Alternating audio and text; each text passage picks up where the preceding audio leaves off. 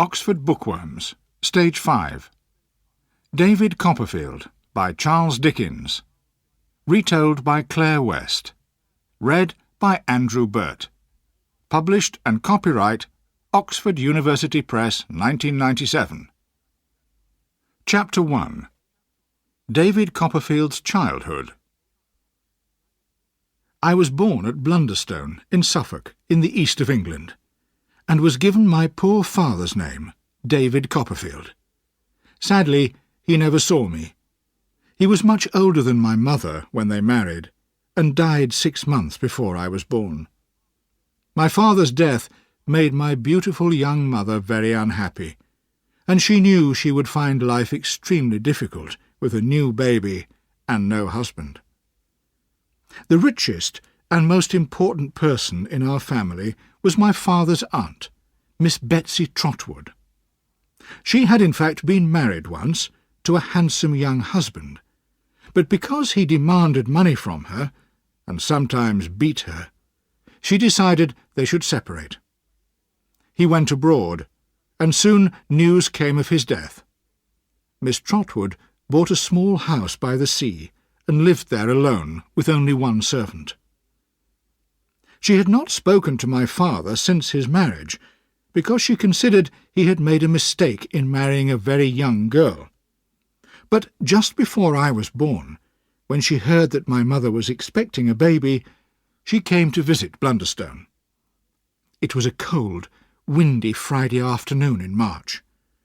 My mother was sitting by the fire, feeling very lonely and unhappy, and crying a little.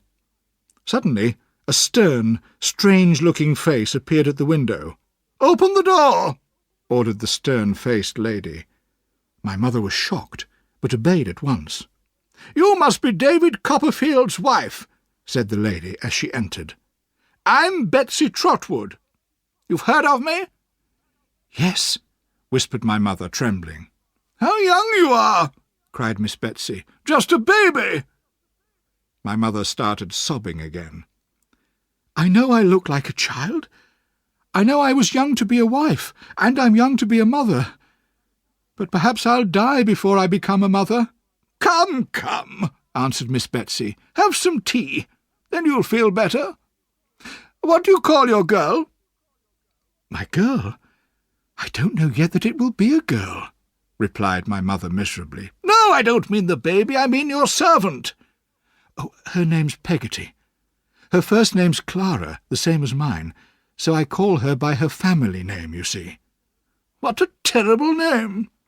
However, never mind. Peggotty," she called, going to the door, "bring Mrs. Copperfield some tea at once."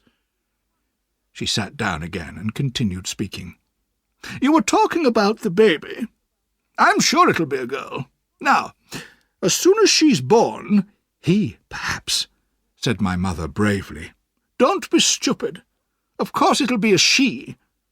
I'm going to send her to school and educate her well. I want to prevent her from making the mistakes I've made in life." Miss Betsy looked quite angry as she said this. My mother said nothing, as she was not feeling at all well. "But tell me, were you and your husband happy?" asked Miss Betsy. This made my poor mother feel worse than ever. "I know I wasn't very sensible about money or cooking or things like that," she sobbed. "But we loved each other, and he was helping me to learn. And then he died. Oh, oh!" And she fell back in her chair, completely unconscious. Peggotty, who came in just then with the tea, realized how serious the situation was, and took my mother upstairs to bed. The doctor arrived soon afterwards, and stayed all evening to take care of his patient.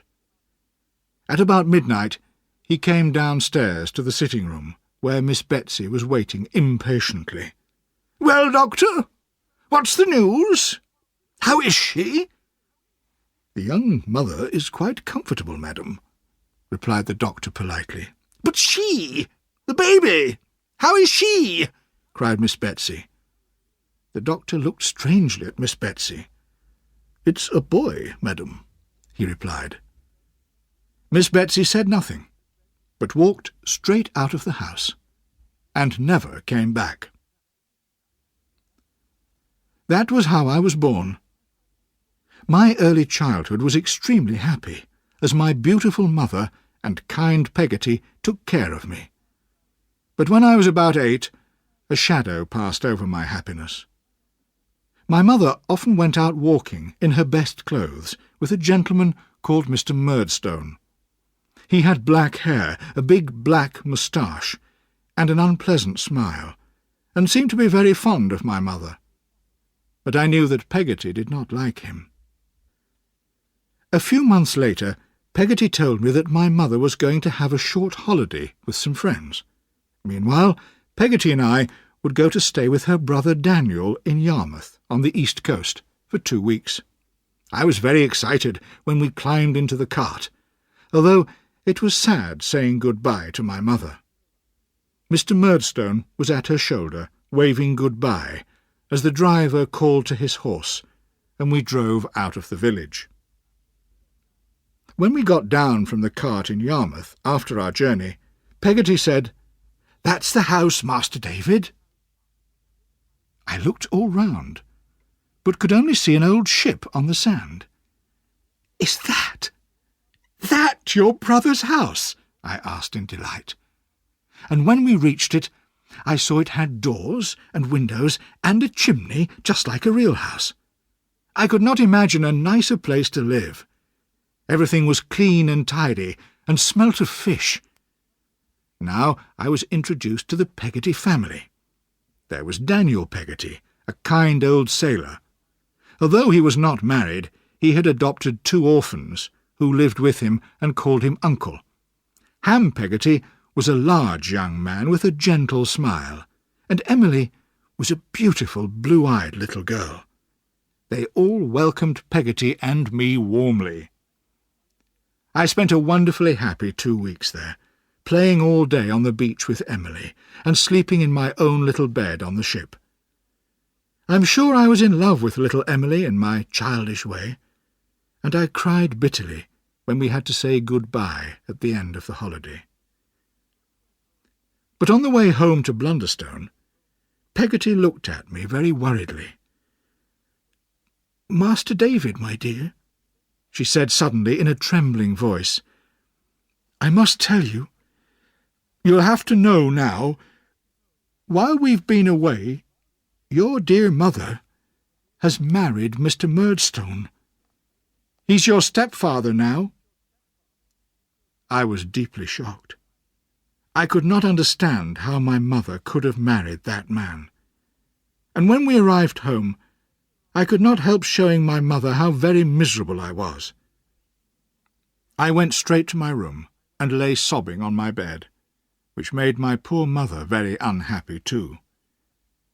As she sat beside me, holding my hand, Mr. Murdstone suddenly came in. "What's this, Clara, my love?" he asked sternly. "Remember, you must be firm with the boy. I've told you before. You're too weak with him." "Oh, yes, Edward. I'm afraid you're right," my mother replied quickly. "I'm very sorry. I'll try to be firmer with him." And when she left the room, Mr. Murdstone whispered angrily to me, "David, do you know what I'll do if you don't obey me? I'll beat you like a dog." I was still very young, and I was very frightened of him. If he had said one kind word to me, perhaps I would have liked and trusted him, and my life would have been different. Instead, I hated him for the influence he had over my dear mother, who wanted to be kind to me, but also wanted to please her new husband. That evening, Mr. Murdstone's sister arrived to help my mother in the house. A tall, dark lady, with a stern, frowning face. She looked and sounded very much like her brother. I thought she was planning to stay with us for a long time, and I was right. In fact, she intended to stay forever. She started work the next morning. "Now, Clara," she said firmly to my mother at breakfast, I'm here to help you. You're much too pretty and thoughtless to worry about the servants, the food, and so on. So just hand me your keys to all the cupboards, and I'll take care of everything for you." My poor mother just blushed, looked a little ashamed, and obeyed. From then on, Miss Murdstone took complete control of the house, keeping the keys hanging from her waist as she hurried through the house, checking that everything was being done just as she wished. Chapter 2. David is sent away to school. I was very unhappy during this time.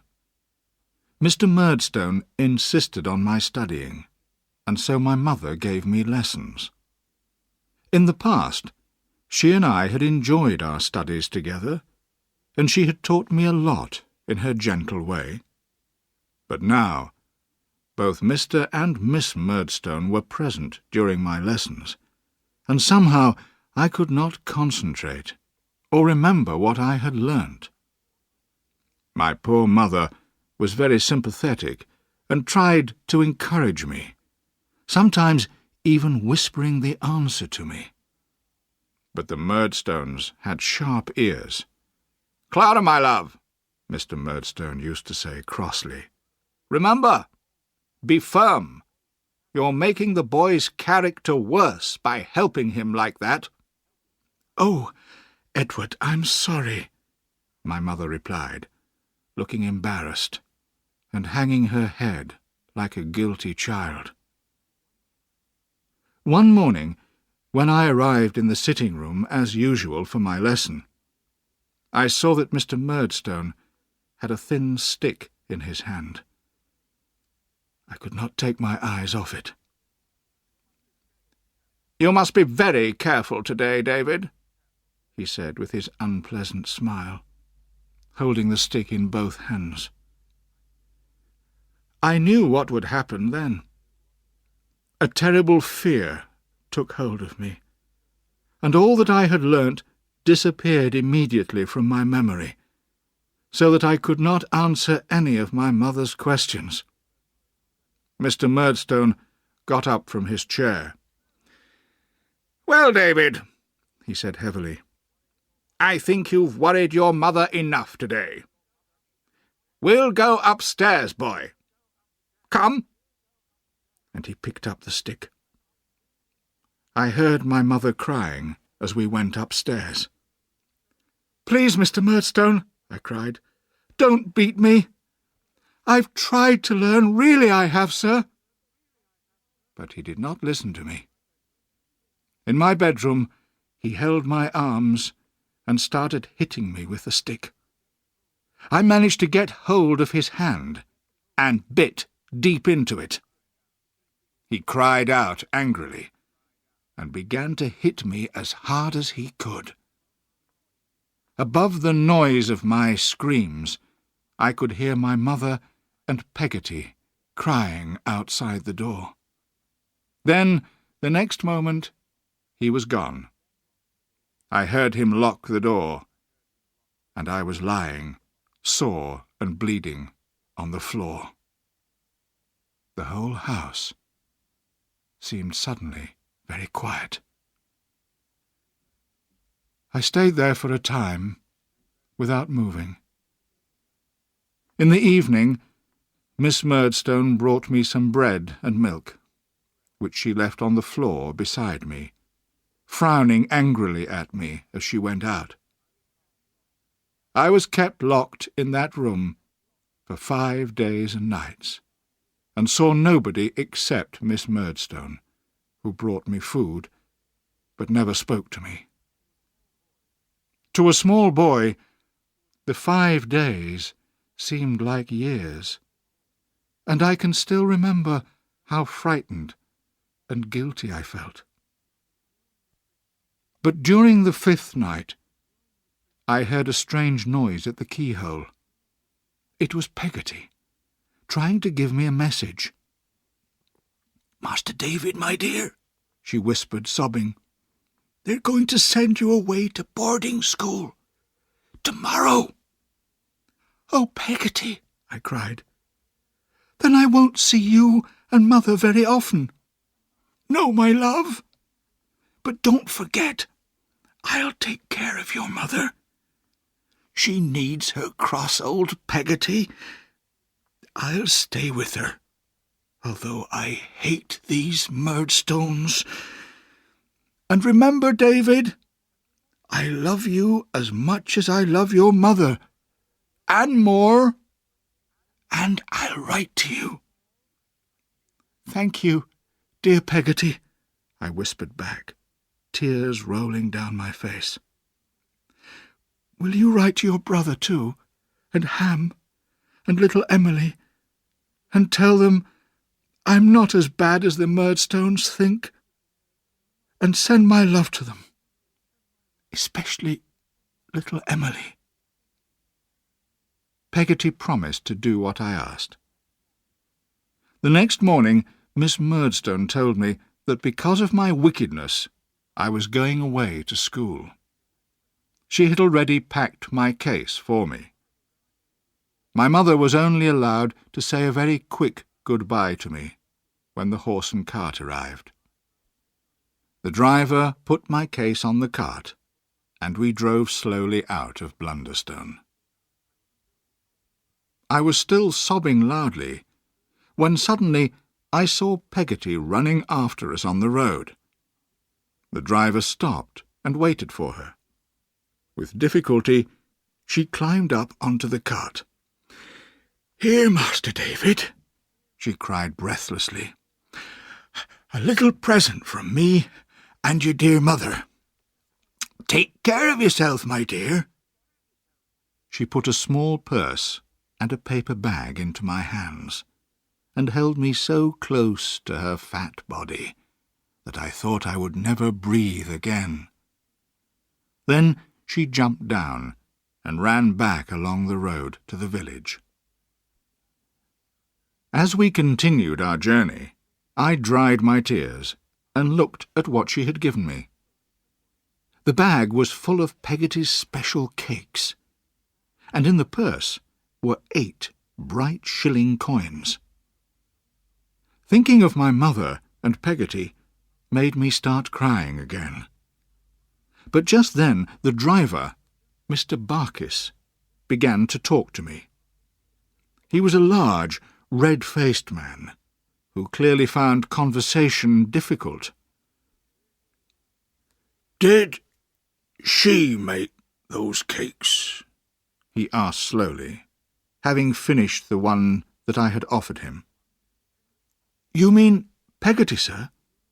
"Yes. She does all our cooking." "Does she?" replied Mr. Barkis, with great interest. There was a long silence while he considered his next question. "Does she have a young man?" he asked. "You know, someone who wants to marry her." "Peggotty? A young man?" I repeated, surprised. "Oh, no. She's never had any young men." "Ah," replied Mr. Barkis, looking very pleased. Again, he thought for a long time before speaking. "Well," he said at last, "perhaps if you write to her, will you be writing to her? You could give her a message from me. You could say, 'Barkis is willing.' Would you do that?" "Barkis is willing," I repeated innocently, wondering what the message meant. "Yes, of course.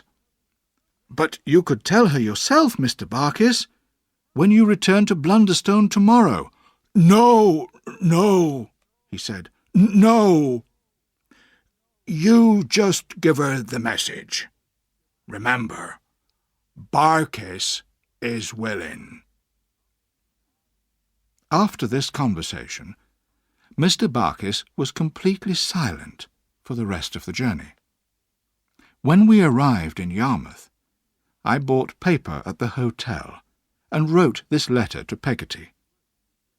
My dear Peggotty, I have arrived safely in Yarmouth. Barkis is willing. Please give my love to Mother. Yours, David. P.S. He says it's important. Barkis is willing. In Yarmouth, I was put on the long-distance coach to London and travelled all through the night. At the coach station in London, I was collected by a teacher, Mr. Mell, and taken to Salem House, the school which the Murdstones had chosen for me. The school was a large old building with a dusty playground, surrounded by a high brick wall. It looked strangely deserted.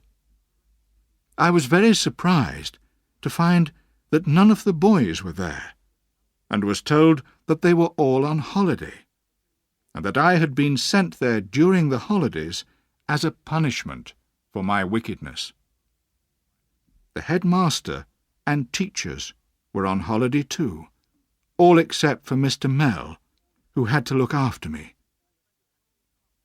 I spent a whole month in that miserable place, doing my lessons in the dirty, empty classroom, which smelt of old food and unwashed boys. Every evening I had to eat my supper with Mr. Mell, and then go straight to bed. The worst thing was the sign I had to wear round my neck. It said, "Be careful, he bites." I was only allowed to take it off when I went to bed. Although I was extremely lonely and unhappy at this time, I was not looking forward to meeting all the other boys. I felt sure they would laugh at me, and especially at the sign I was forced to wear. But one day Mr. Mell told me that the headmaster, Mr. Creakle, had returned and wanted to see me. So I went, trembling, to his part of the house. I realized at once that Mr. Creakle lived much more comfortably than the boys or the teachers.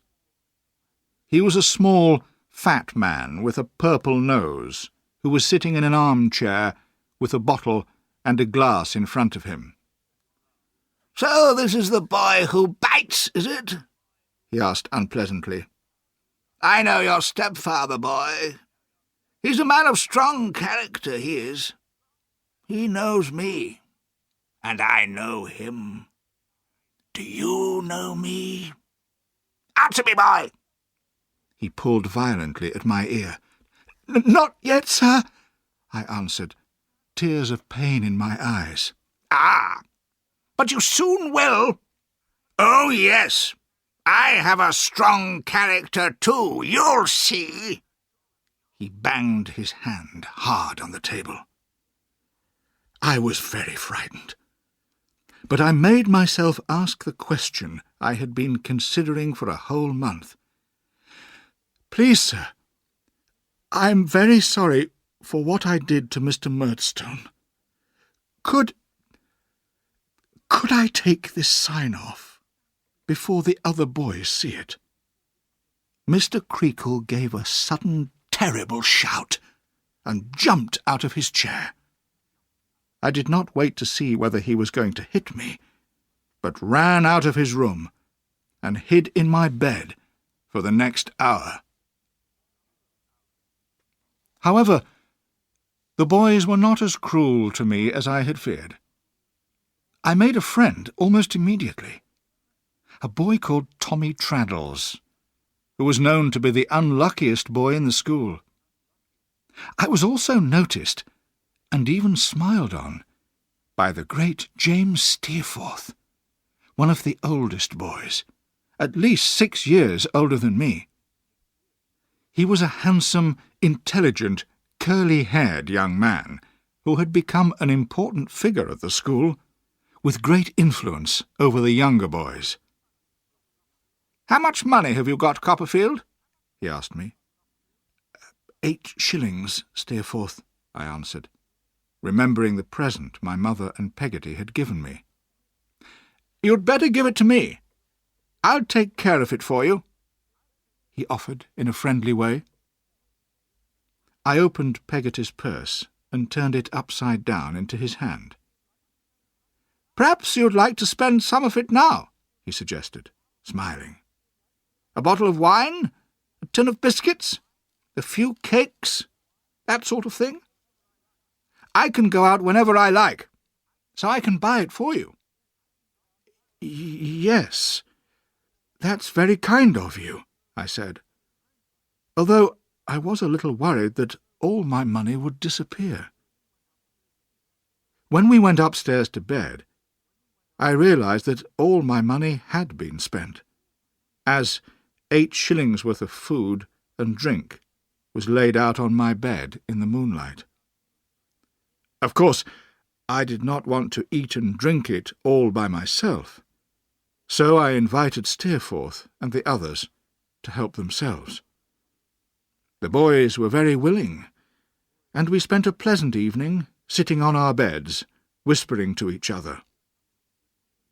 I discovered that the boys all hated Salem House, which they considered one of the worst schools in the country. They especially hated Mr. Creakle, who was in the habit of beating them regularly with a heavy stick which he carried with him at all times. The only boy he dared not beat was Steerforth. I admired Steerforth even more when I heard this. When we were all too tired to stay awake, Steerforth got up to go. "Good night, young Copperfield," he said, putting a hand on my head. "I'll take care of you." "It's very kind of you," I replied gratefully. "You haven't got a sister, have you?" he asked sleepily. "No, I haven't," I answered. "What a pity. If you had one, I'm sure she'd be a pretty, bright-eyed little girl. I would have liked to meet her." I thought of him a lot that night, with his laughing, handsome face, and his careless, confident manner. I could never have imagined what a dark shadow he would throw over the lives of people who were dear to me. I stayed at Salem House for 3 more months. Although 1 or 2 of the teachers, like Mr. Mell, were kind to us boys and tried to teach us properly, we were too afraid of Mr. Creakle and his stick to concentrate on our studies. But Tommy Traddles and I cheered each other up if we were beaten, and I was lucky enough to be friendly with the great Steerforth, in spite of the difference in our ages. However, my home, even with the Murdstones there, seemed a much pleasanter place than school, and I was glad when the Christmas holidays arrived, and I was allowed to return to Blunderstone. I was a little surprised to find that my mother had a new baby, and I could see at once that she was not well.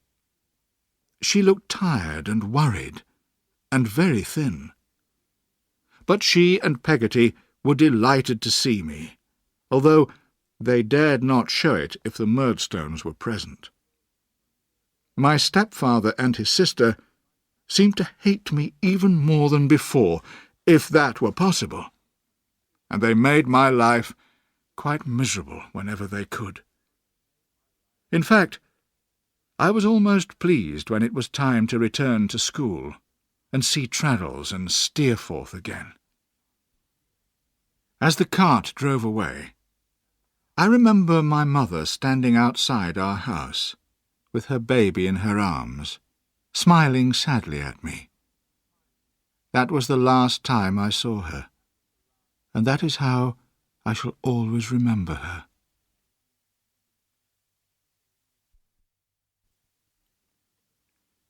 Chapter 3.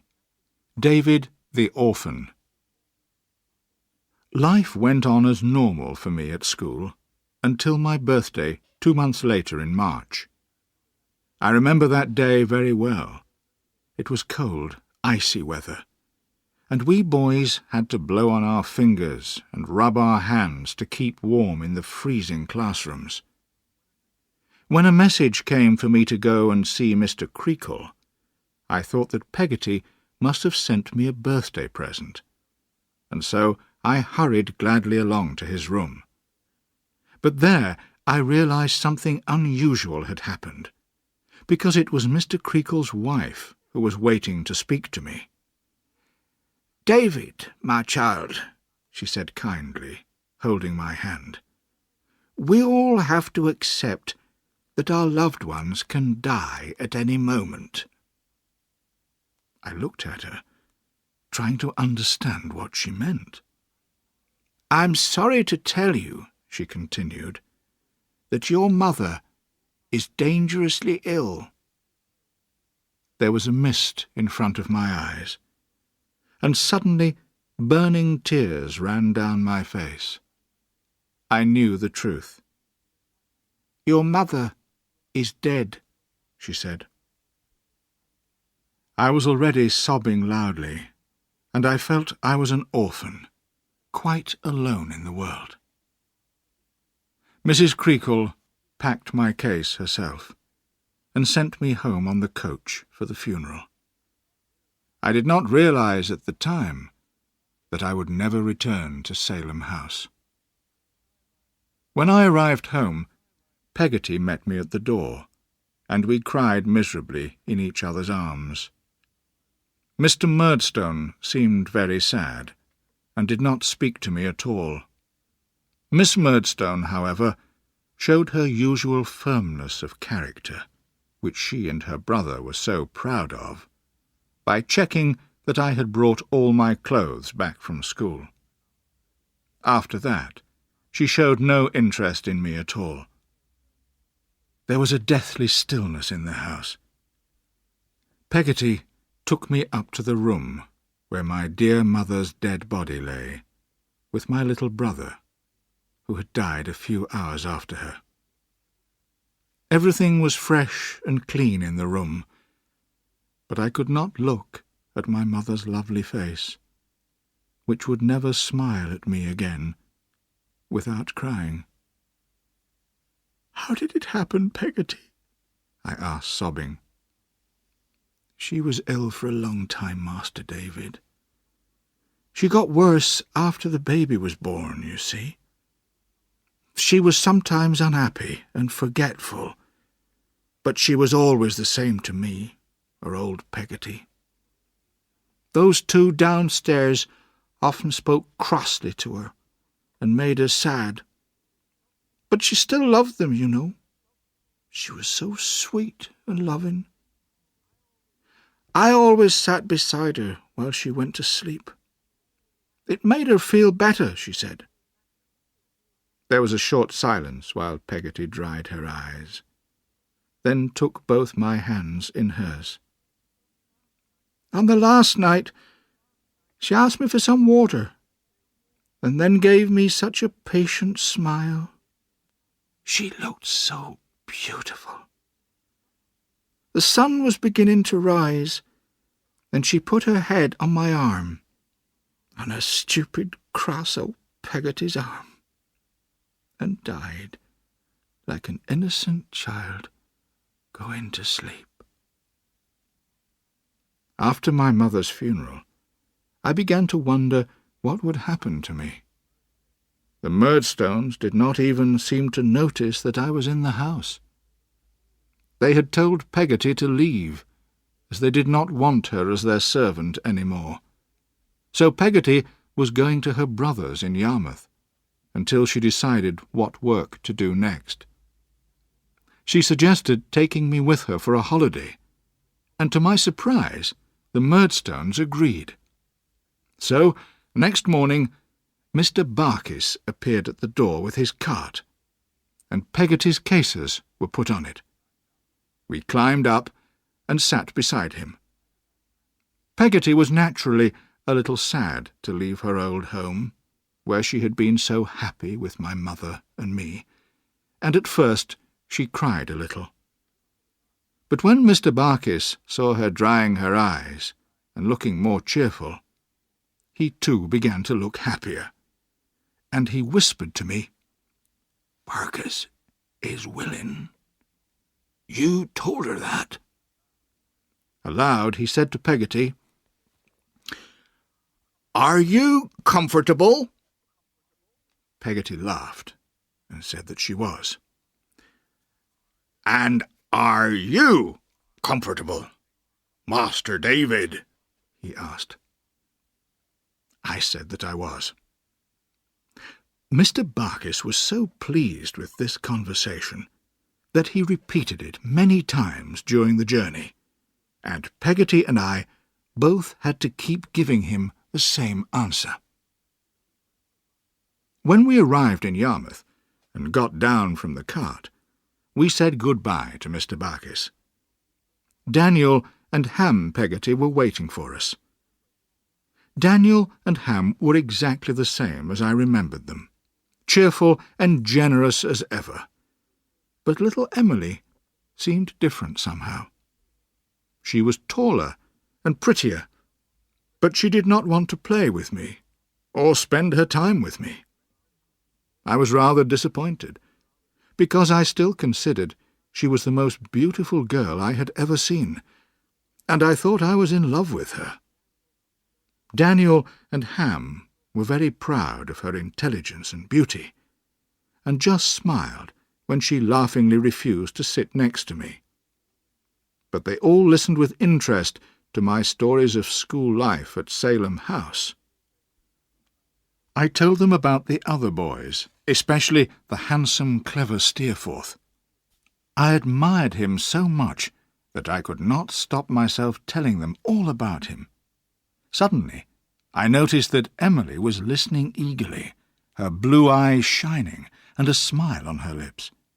She blushed when she saw that we were all looking at her, and hid her face behind her hands.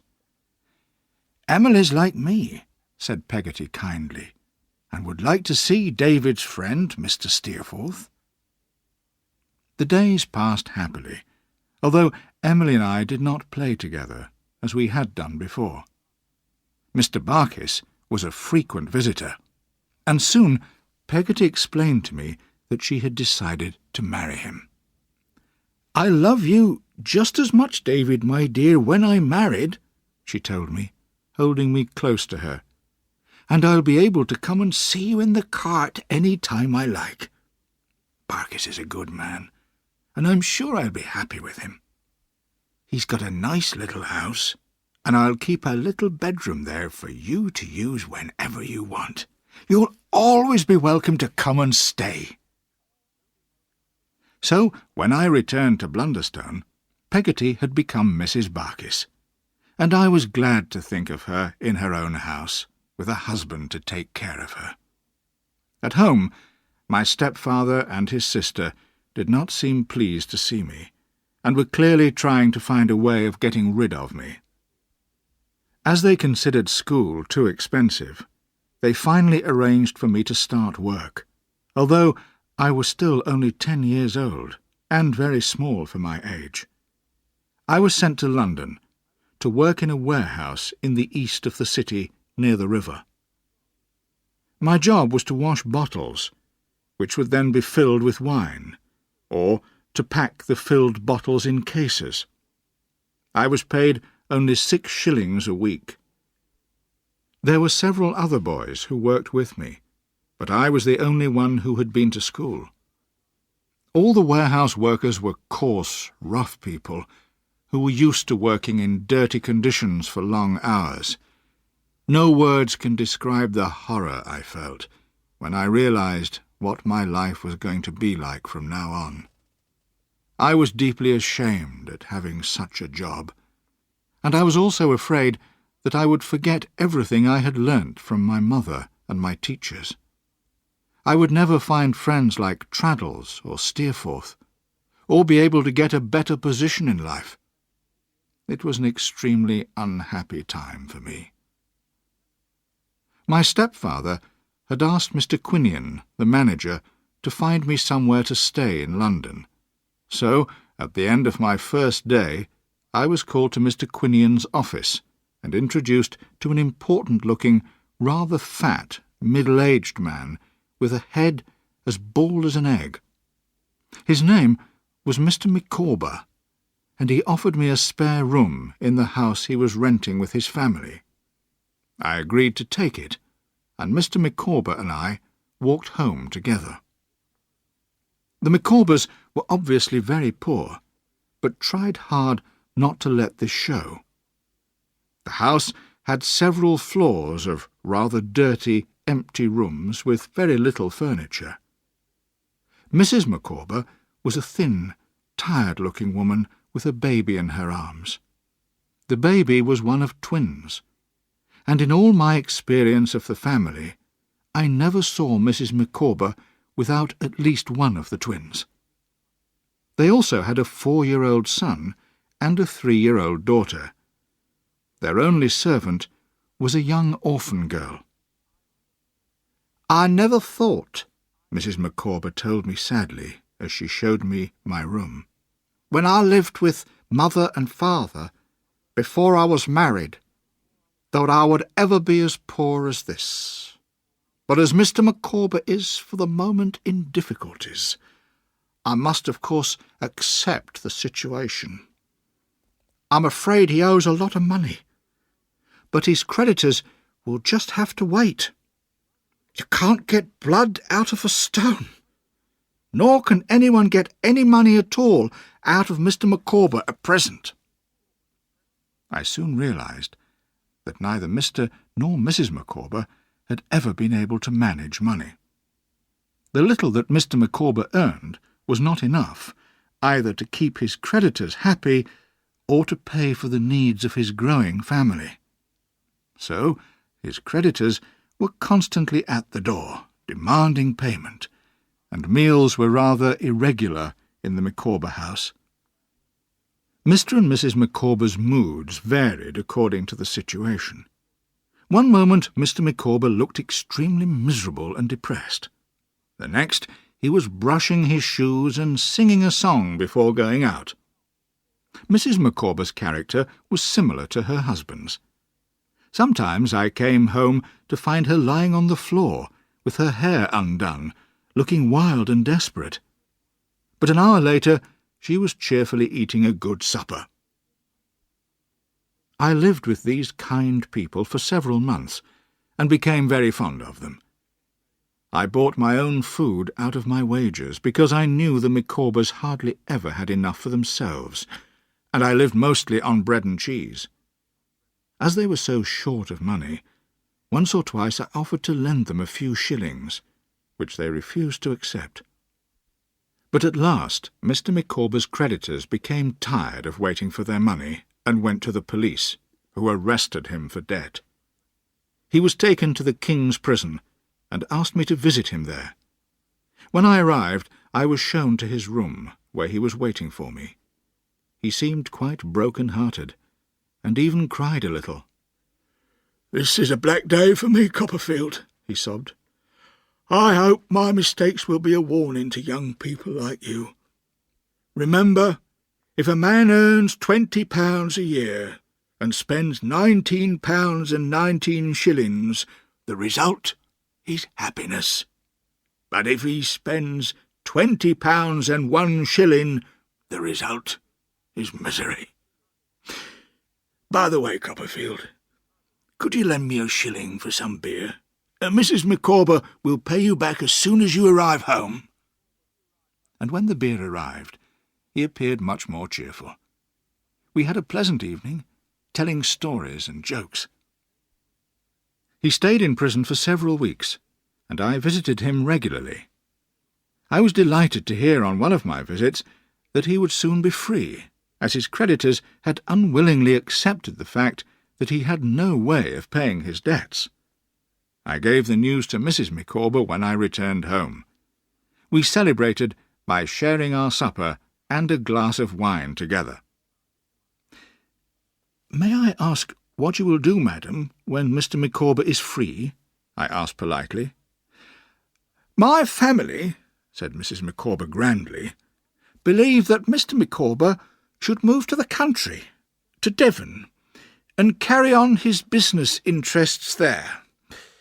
Mr. Micawber is a very clever man, Master Copperfield." "I'm sure he is," I agreed. "Although they haven't found anything exactly right for him yet, my family think he should be ready in Devon in case something turns up." She put down her empty glass. "And will you be going with him, madam?" I asked. "I must! I will!" Mrs. Micawber's voice rose to a scream. "He is my life, my love, my husband, the father of my children. I will never desert Mr. Micawber. You can't ask me to desert him." I felt very uncomfortable, as I had not asked her to desert him at all. But she soon became calm again, and finished her supper. I was becoming used to the Micawbers' changes of mood. I now realised that when the Micawbers left London, as they were planning to do, I would be very lonely in the city. I still hated my work in the warehouse, and wanted to make a better life for myself. I thought about it for a long time, and decided there was only one thing I could do. I would try to find my one surviving relation, my father's aunt, Miss Betsy Trotwood, and ask her to help me. I knew that she lived somewhere near Dover, in Kent. I could go there by coach, because Peggotty had once sent me 10 shillings to keep, in case I ever needed it. The time had come to use that money. Chapter 4. David and his Aunt. So, after helping the Micawbers to pack their few clothes, and waving goodbye to them at the coach station on their way to Devon, I went to the warehouse for my last day at work. I did not tell anyone I would not be coming back the following week. In the evening I packed my case, and put the 10 shillings in the little purse Peggotty had once given me. I looked around for someone to help me with my case, which was rather heavy for me, and saw a tall young man with a horse and cart passing by. "Could you please take my case to the coach station?" I asked him politely. The young man put the case into his cart. Then, looking round quickly to make sure there were no witnesses, he pushed me roughly against the wall and took my purse out of my trembling hand. Before I could say a word, he had driven the horse and cart down the road and out of sight round the corner.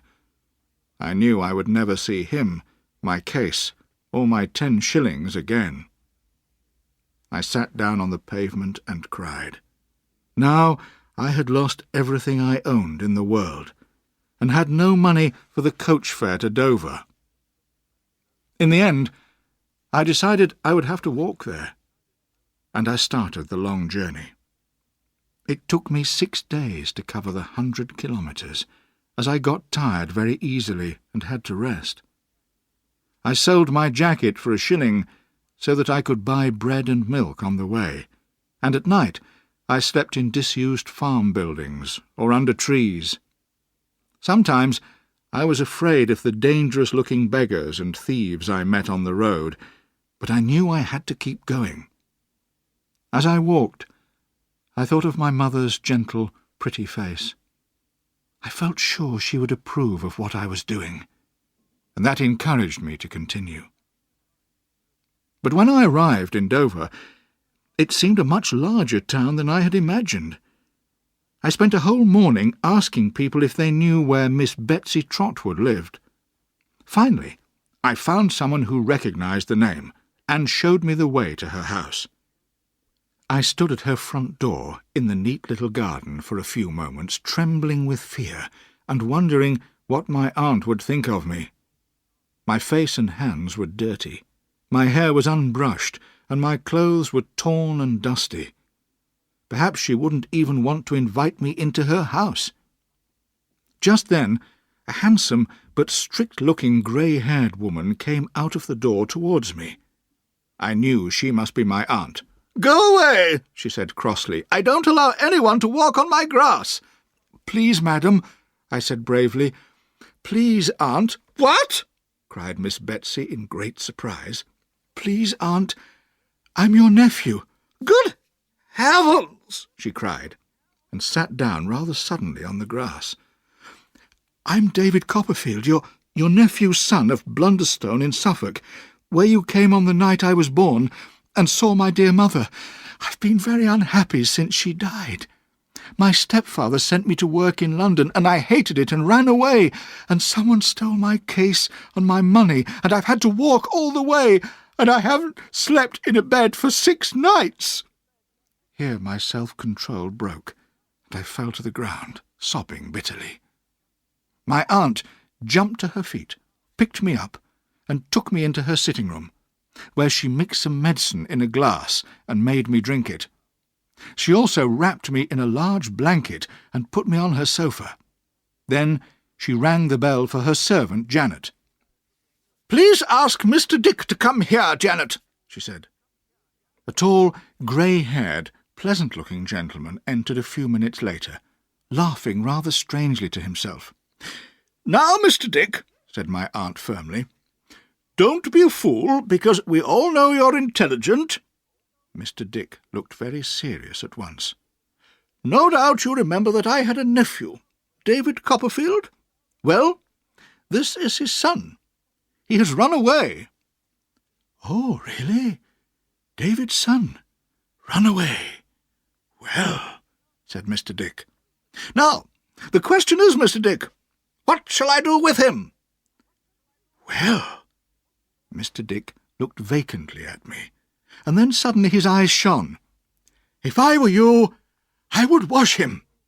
"Well done, Mr. Dick. You always have the right answer," said my aunt delightedly.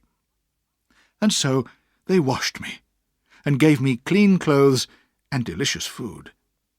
While I was eating, my aunt stared at me, occasionally whispering, "Good heavens," to herself. When she could see that I felt better, she asked me question after question, and I told her the story of my life. "Good heavens," she said again when I had finished. "Why did your poor mother marry again? What a terrible mistake!" "Perhaps she was in love," suggested Mr. Dick, smiling his rather foolish smile. "In love?" said Miss Betsy crossly. "Perhaps the poor silly girl thought she was in love. But now, Mr. Dick, another question. What should we do with the boy?" "Well," said Mr. Dick, thinking. Then an idea suddenly came to him. "You should put him to bed." "Thank you again, Mr. Dick, for your common sense," said my aunt happily. "Janet, put the boy to bed." And so, in a comfortable, clean little bed, in a pleasant, airy room at the top of Miss Betsy Trotwood's house, I floated away into the world of my dreams. At breakfast next morning, I bravely asked my aunt, What's going to happen to me?" "I've written to your stepfather," she replied. "Oh, are you going to send me back to the Murdstones? Please don't, Aunt. Please let me stay here," I cried, trembling. "I don't know what I'll do yet. We'll have to wait and see," she answered firmly. This news made me very depressed, but there was nothing I could do about it, and my aunt soon began to talk about something else. "What do you think of Mr. Dick, child?" "He looks a little, well, mad. Is he mad, Aunt?" "Well, his family called him mad and wanted to lock him up forever. But I met him and thought, I still think, he's an extremely sensible, intelligent person. So I offered to take care of him, and he's lived in my house for 10 years. Nobody knows what useful advice he's given me. I trust him completely." When I heard how generous my aunt had been to poor, harmless Mr. Dick, I began to understand her character better. In spite of her stern appearance and frequent crossness, she was very kind to people who needed her help. I hoped she would be kind to me. Several days later, I was looking out of the sitting-room window when I saw Mr. and Miss Murdstone riding into my aunt's garden. My aunt had seen them too, and hurried out, waving her umbrella angrily at them and shouting, "Go away! Don't ride on my grass! Who do you think you are? Go away, I tell you!" "Aunt," I cried out, "they're Mr. and Miss Murdstone." "I don't care," she shouted. "Nobody is allowed to ride on my grass." And she went back into her house, banging the door behind her. The Murdstones had to lead their horses out of the garden and then return to ring the doorbell. They looked very uncomfortable and unsure of themselves. Janet showed them into the sitting-room, where my aunt, Mr. Dick, and I were waiting. "Miss Trotwood," began Mr. Murdstone, stepping forward. "Excuse me," said my aunt sharply. "I imagine you are the Mr. Murdstone who married my nephew's widow. In my opinion, it would have been much better if you had never married the poor child." "I agree with you, Miss Trotwood," said Miss Murdstone, smiling falsely. "My brother would certainly have been happier if he hadn't married her, because I consider poor dear Clara was, in fact, just a child." "Fortunately," said my aunt, "you and I, madam, are too old and plain for anyone to say that about us." Miss Murdstone did not seem eager to agree to this. Her brother, however, wanted to get down to business. "Miss Trotwood," he said a little crossly, "having received your letter, I've come to explain to you, in case you haven't realized it yet, that this boy is extremely wicked and violent. Both my sister and I have tried to change his character, but sadly we have failed." "I must add," said Miss Murdstone, "that of all the boys in the world, I believe this is the worst boy." "I see," said my aunt. "Now tell me, has David inherited any money from his father or mother?" "No, madam," answered Mr. Murdstone. "My dear Clara naturally trusted me to take care of David, and I'm ready to do that if he comes back with me now. But I alone shall decide what to do with him, Miss Trotwood. Understand that. I am here for the first and last time to take him away. If you decide to keep him with you, you keep him forever." "What do you say, David?" asked my aunt, turning to me. "Please don't let me go with them, Aunt," I begged. "They've always been unkind to me, and they made my mother very unhappy. I'll be so miserable if I have to go back with them." "What do you think, Mr. Dick?" asked my aunt. Mr. Dick thought for a moment. "Get a suit of clothes made for him immediately," he said. "What would I do without you, Mr. Dick?" asked my aunt, shaking his hand enthusiastically. Then she turned to Mr. Murdstone. "You'd better go. I'll keep the boy and take my chance with him." "I don't believe a word of your story. Do you think I don't know how you broke that poor girl's heart, and how you hated her son and punished him for it? I can see by your face that I'm right." We all stared at Mr. Murdstone. It was true that his face was white, and he was breathing fast. "Goodbye, sir, and goodbye to you too, madam," added my aunt, turning suddenly to Miss Murdstone. "If I see you riding on my grass again, I'll knock your hat right off your head." The Murdstone said nothing in reply to these fierce words, but walked quickly out of the house. Thank you, Aunt," I cried. "I'll do my best to make you proud of me." And I kissed her many times. "Mr. Dick, you and I will adopt this boy together," said my aunt, her stern expression softening into a smile.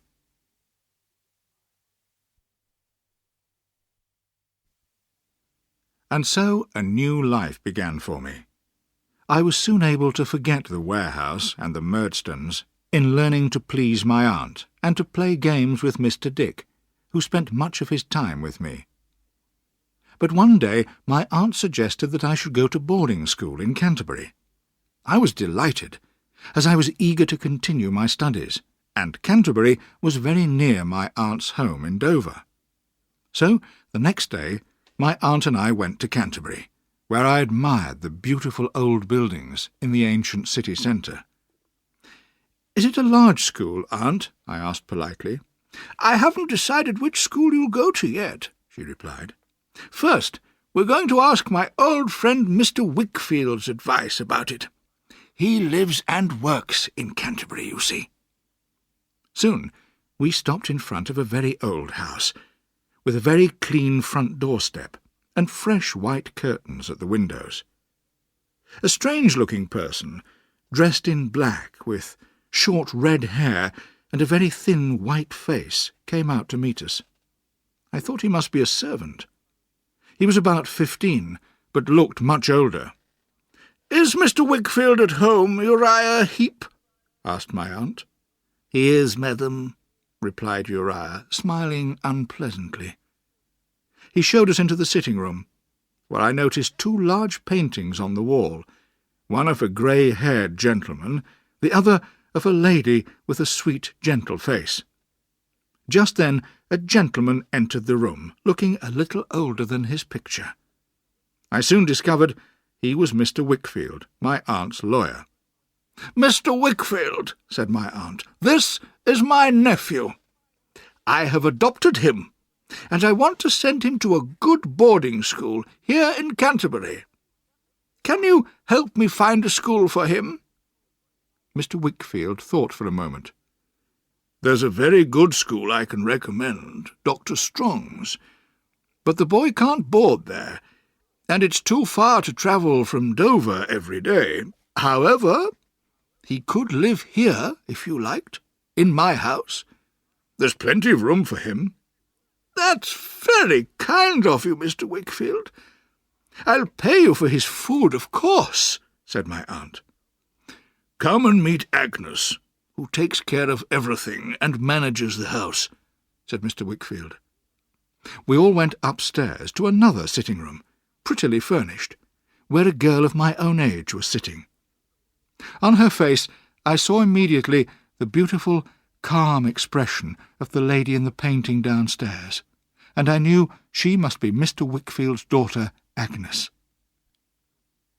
When I saw the way Mr. Wickfield looked at Agnes and held her hand, I realized that she was the only thing that made life worth living for him. The lady in the painting was her mother, who had died some years before, and Agnes was now in complete charge of the house. She welcomed me warmly as a guest, and showed me the comfortable bedroom I would sleep in. My aunt was very happy to leave me in the care of Mr. Wickfield and his daughter. "I must leave now, David," she told me. "Mr. Wickfield will take you to school tomorrow and make all the arrangements. I'm sure you will work hard and do well." "Thank you, Aunt," I said, trying not to cry. "And give my love to Mr. Dick. And thank you again." When she had gone, I dried my tears, and spent a pleasant evening with the Wickfields. We ate supper and talked in the pretty little sitting-room. Agnes played the piano and tried to amuse her father, but he often looked serious and rather sad.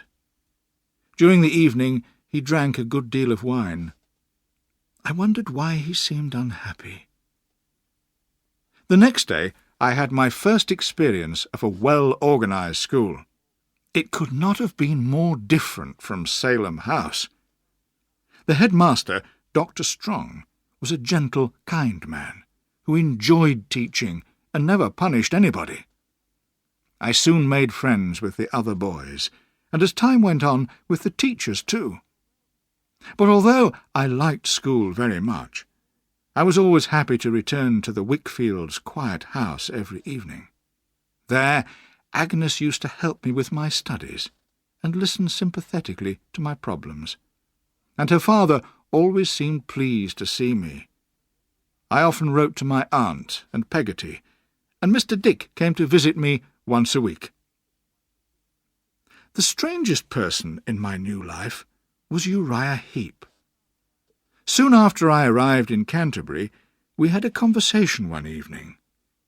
He was doing a lot of Mr. Wickfield's work, and was working late in his small office just off the hall of the Wickfields' house. Come in, Master Copperfield," he cried, when he saw me passing the door. I entered, and found him reading a large dusty book, and making careful notes in a notebook. "What are you studying, Uriah?" I asked politely. "I'm going to be a lawyer," he replied, rubbing his thin hands together and smiling his oily smile. "You're Mr. Wickfield's assistant, aren't you? Perhaps one day you'll be his partner," I said, trying to make conversation. "Oh, no, Master Copperfield," cried Uriah, rolling his eyes upwards. "I could never rise so high. No, I'm much too humble for that. But thank you, Master Copperfield, for thinking kindly of me. And may I say that if ever you have the time, and I'm sure a young gentleman like you is much too busy to spare the time for a poor person like me, my mother and I would be glad to offer you a cup of tea at our humble home." "Of course, if I have time," I answered, and left the room quickly. I did not feel comfortable with him for some reason. But the following week he invited me to tea again, and I did not want to appear rude, so I agreed. That evening he and I walked to the small house where he lived with his mother. It was a warm day, and we were drinking our tea near the open door, when a gentleman I recognised passed by. It was Mr. Micawber. He saw me sitting near the door, and called out, "Copperfield! Is it really you?" I was delighted to see him again, and Mrs. Heep invited him in for some tea. I had to introduce him to the Heeps, but I did not think that Uriah would be a good influence on Mr. Micawber. However, I was interested to discover that the Micawbers were now living in Canterbury, as nothing had turned up in Devon. They seemed to be very short of money again, and surrounded by creditors as usual. I left the Heeps' house as soon as possible, taking Mr. Micawber with me, as I did not want him to tell Uriah all about my life at the warehouse in London. And so the years passed. I learnt everything that Dr. Strong and his teachers could teach me, and at 17 came to the end of my schooldays. My aunt suggested that, before deciding what profession to choose, I should spend a month in London, or travelling round the country. This would give me time to consider my next step. I agreed enthusiastically, and although I was sorry to say goodbye to my sweet friend Agnes and her father, I was looking forward to leading the life of an independent young gentleman.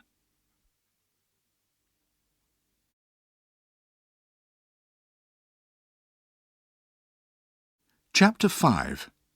David meets old friends again. I decided to go to London first, to stay at a hotel for a few nights, and see all the sights of that great city. I knew it would be very different from the last time I was in London, when I was working at the warehouse. Now I was adult and educated and had money. The hotel I chose was called the Golden Cross, and because I looked so young, I was given a very small, dark room in the roof. But I did not feel confident enough to complain. That evening I was returning from the theatre when I recognised someone going into the hotel. I could not prevent myself from saying at once, "Steerforth! Do you remember me?" He stared at me for a moment. Then he cried, "Good heavens! It's little Copperfield!" I was so delighted to see him that I held both his hands, saying, "My dear Steerforth, you have no idea how pleased I am to see you again." I remembered how much I had admired him, and all my love for him came back. I had to brush away the tears from my eyes. "Don't cry, Copperfield, old boy," he said kindly. "I'm glad to see you too. What are you doing here?" "I've just finished school, and my aunt has sent me to London to look around before deciding on a profession. What about you, Steerforth?" "Well, I'm studying at Oxford University, but nothing exciting ever happens there.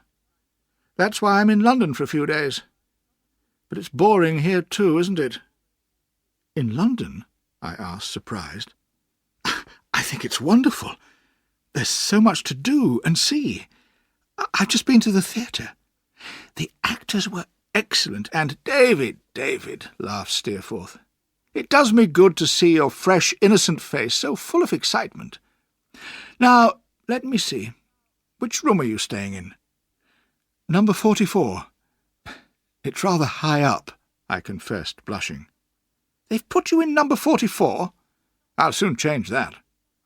And when Steerforth complained to the manager, I was immediately given a large, airy, comfortable room on the first floor, next to his. That night, as I fell asleep, I thought happily of the next few days, which Steerforth and I were planning to spend together. A week passed very quickly, with visits to the theatre, the museums, and the zoo. We went sightseeing, riding, swimming, and boating. Steerforth was the perfect companion to have, and I admired him even more than before. In fact, I loved him with all my heart. One day I said to him, "You know, Steerforth, I really must go and visit my mother's old servant, Peggotty. She was very good to me when I was a child." "Yes, David, I remember you told me. She lives in Yarmouth now, doesn't she? Why don't we go there together?" "Oh, yes, Steerforth. You'd enjoy meeting her brother, and all the family. They're very kind, good people." "Even if they are only working people," said Steerforth. I looked quickly at him to see what he meant, but he was smiling at me, so I knew he was joking, and I smiled too. We travelled to Yarmouth by coach, and when we arrived, Steerforth stayed at the hotel, while I went to Barkis's house to find Peggotty. When I knocked at the door, Peggotty opened it, and did not recognise me for a moment. I had continued to write to her regularly, but we had not seen each other for 7 years, and I was no longer the small boy she remembered. But when she realised I was her Master David, she sobbed and sobbed with delight, holding me in her arms, as she had always done. Soon she was calmer, and we talked about the events of the last few years. I heard that she was very happy with Mr. Barkis, who, however, was ill in bed at the time. She was so pleased to see me that she insisted I should sleep at her house during my stay in Yarmouth, in the little bedroom she had always kept for me. The next day I took Steerforth with me to visit Daniel Peggotty. It was a dark and windy winter evening. As we came closer to the old boat, we heard happy voices and laughter inside. I opened the door, and suddenly I was surrounded by Daniel, Ham, and Emily, all looking very surprised. "Look, it's Master David. Look how he's grown." And for a moment we were all shaking hands and talking and laughing at the same time. I did not forget to introduce Steerforth. They welcomed him warmly as my best friend. "Well," cried Daniel Peggotty, his large face red and shining with delight, "it's wonderful, Master David, that you two gentlemen have come here tonight of all nights. The best night of my life, because tonight, gentlemen, my little Emily," and he took Emily's small white hand in his rough red one and placed it on his heart, "has agreed to become Ham's wife." "I congratulate you with all my heart," said Steerforth politely to Ham, without taking his eyes off Emily, who was blushing prettily. "Master David knows how I love this girl," continued old Daniel, "and my dearest wish was for her to have a good husband to take care of her. And there's no one I trust more than Ham. He's only A rough sailor like me, but he's honest and sincere, and I know she'll come to no harm while he lives." Meanwhile, Ham was blushing too. I did not know what to say, unsure whether I still loved Emily and was therefore jealous of Ham, or whether I was glad they were going to be happy together. But Steerforth always knew the right thing to say, and with a few well-chosen words he made us all feel much more comfortable. We spent the rest of the evening very pleasantly, telling stories and singing songs, and it was midnight when Steerforth and I left the old boat. "Well," said Steerforth to me as we walked across the sand in the cold night air, "what a lovely girl, and what a coarse young man she's engaged to." I was shocked by these unexpectedly cold words. But when I turned to him and saw him smiling, I replied warmly, "Ah, Steerforth, you pretend to laugh at people who are poorer or less educated than yourself, but I've just seen you spend the whole evening with the Peggotty family, making them happy. I know you understand and love them, and I admire you all the more for it."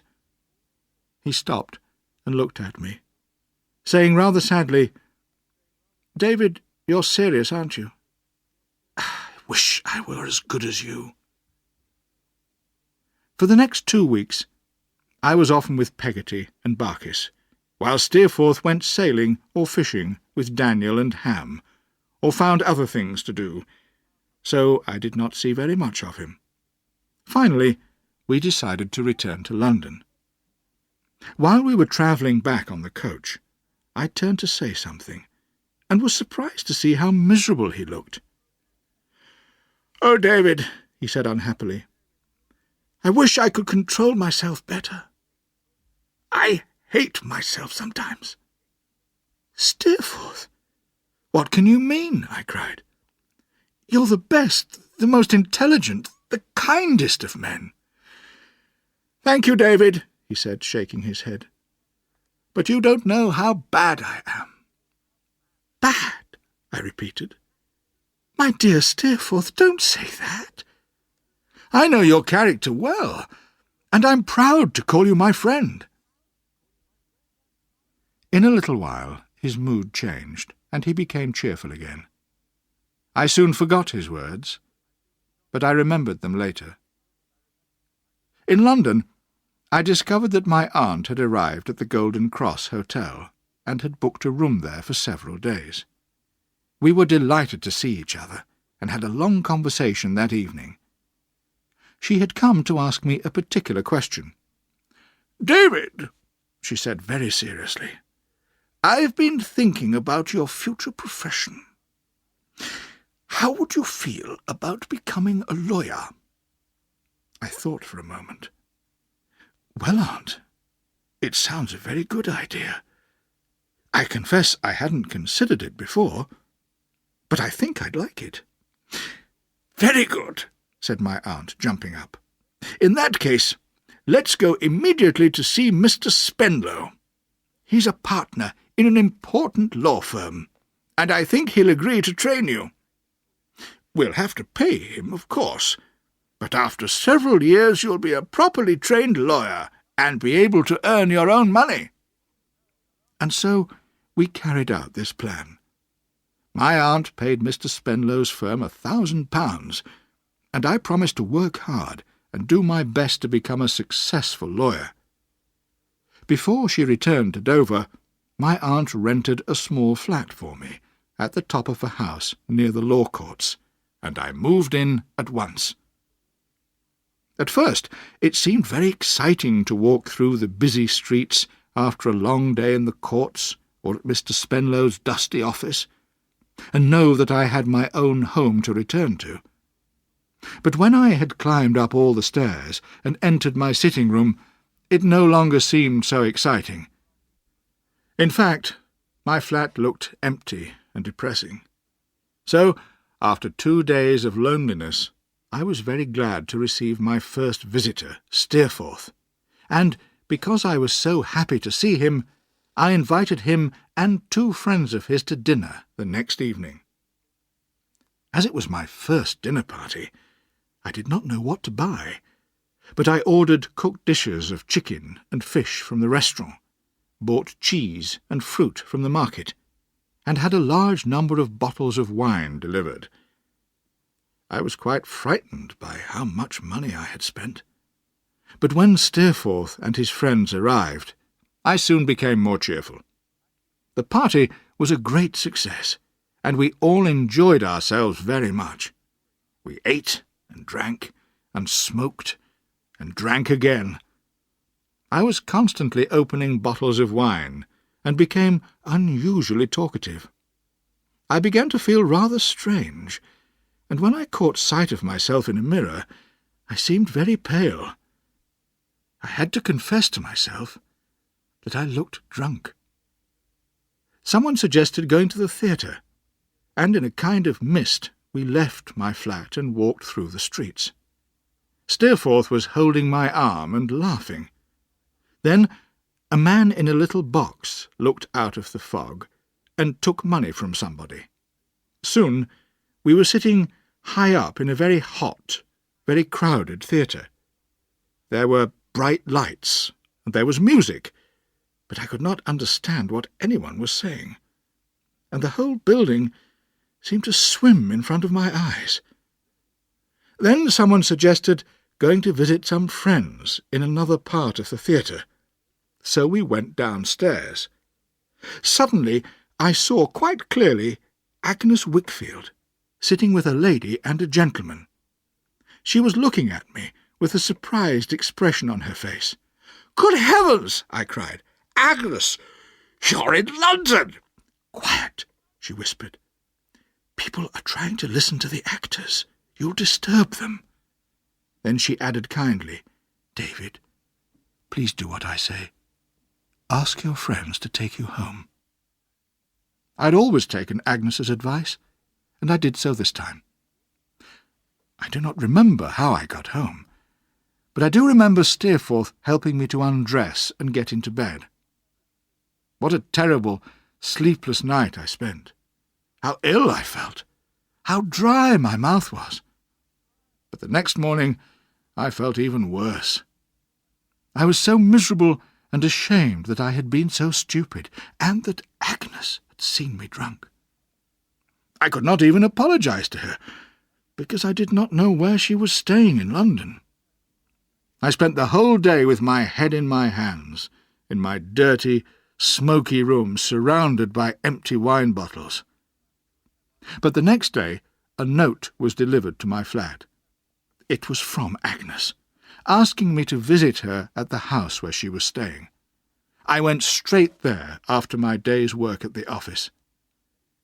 She looked so quiet and good, and reminded me so much of my happy school days in Canterbury that I could not help crying. "I'm so sorry, Agnes," I said, "that you saw me like that. I wish I were dead." "David, don't be unhappy," she said cheerfully. "You know you can trust me, and I'll always be your friend." I took her hand and kissed it. "Agnes, you're my good angel." She shook her head. "No, David, but if I were, I'd warn you to stay away from your bad angel."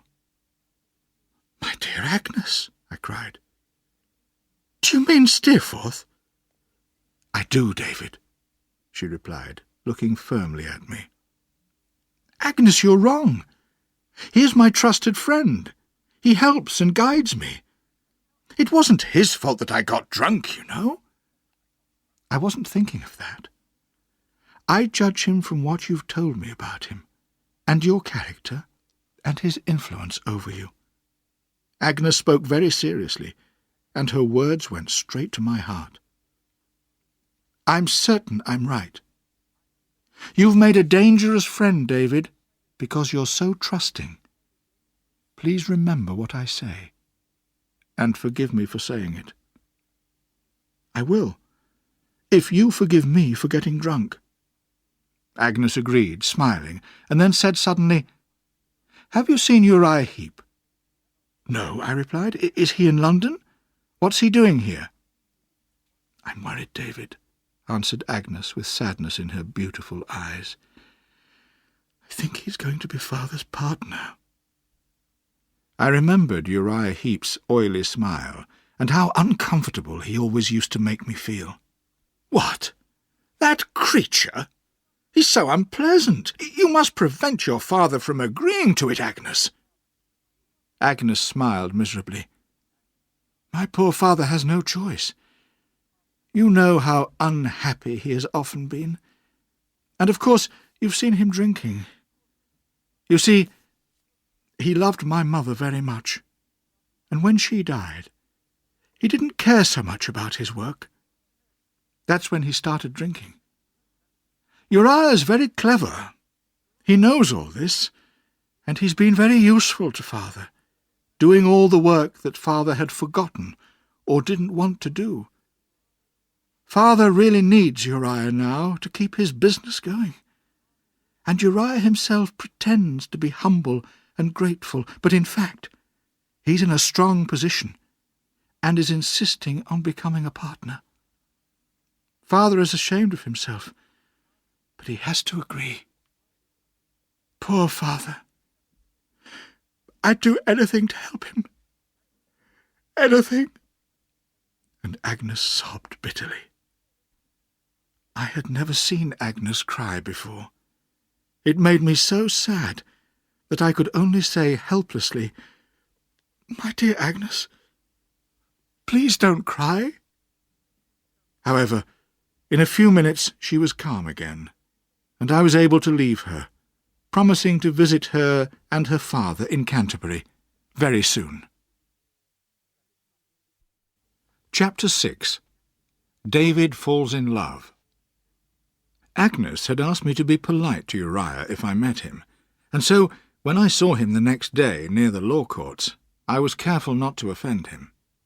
He looked even stranger than before, with his small, evil head and long, thin body, and his wide, oily smile. When we shook hands, I noticed how cold and wet his hand felt, just like a fish. Would you like to come to my rooms for coffee, Uriah?" I offered, trying to hide my horror of him. "Oh, Master Copperfield, I mean, Mr. Copperfield, I should say now. How kind of you. I'm too humble to expect such kindness, but I would like that." And when we reached my flat, he looked at me with an unpleasantly confident smile and said, "Perhaps you've heard that I'm going to become Mr. Wickfield's partner, Mr. Copperfield." "Yes," I replied. "Agnes has told me about it."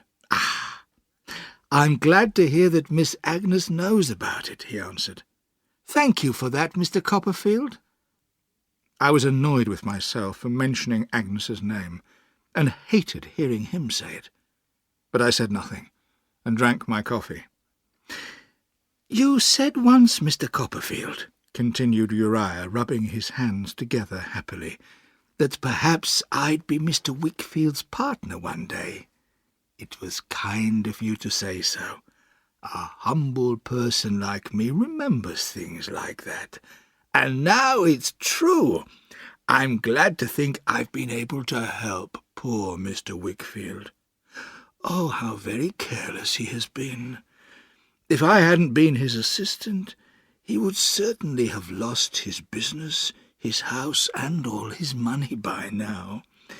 Of course, I'm helping him because I admire him. And not only him." Suddenly, although the room was warm, an icy coldness spread through my body as I stared into his cruel little face. "Miss Agnes is looking beautiful at the moment, isn't she?" he went on, smiling horribly. "Mr. Copperfield, I trust you because, as you know, I've always liked you, although I'm so humble and you're a gentleman. So I'd like to tell you my little secret. In spite of my low position, I love Miss Agnes. I've given my heart to her, and I hope to marry her one day." there was a purple mist in front of my eyes. I wanted to hit his ugly face, or stab a knife right into his wicked heart. I was almost mad with anger. But I thought of Agnes's request, and I managed to control myself. Have you spoken to Agnes about your love? I asked as calmly as I could. Oh, no, Mr. Copperfield. I'm waiting for the right moment. Perhaps I'll ask her when I become her father's partner. She'll think kindly of me, you see, when she realizes how much her father needs me. She loves him so much. Ah, what a good daughter my Agnes is, and what an excellent wife she'll be to me. Dear, sweet Agnes, my adopted sister.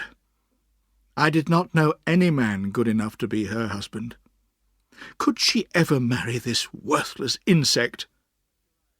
When Uriah left my flat, I spent a sleepless night worrying about what I should do. In the end, I decided to say nothing to Agnes about Uriah's plan, as she already had enough to worry about.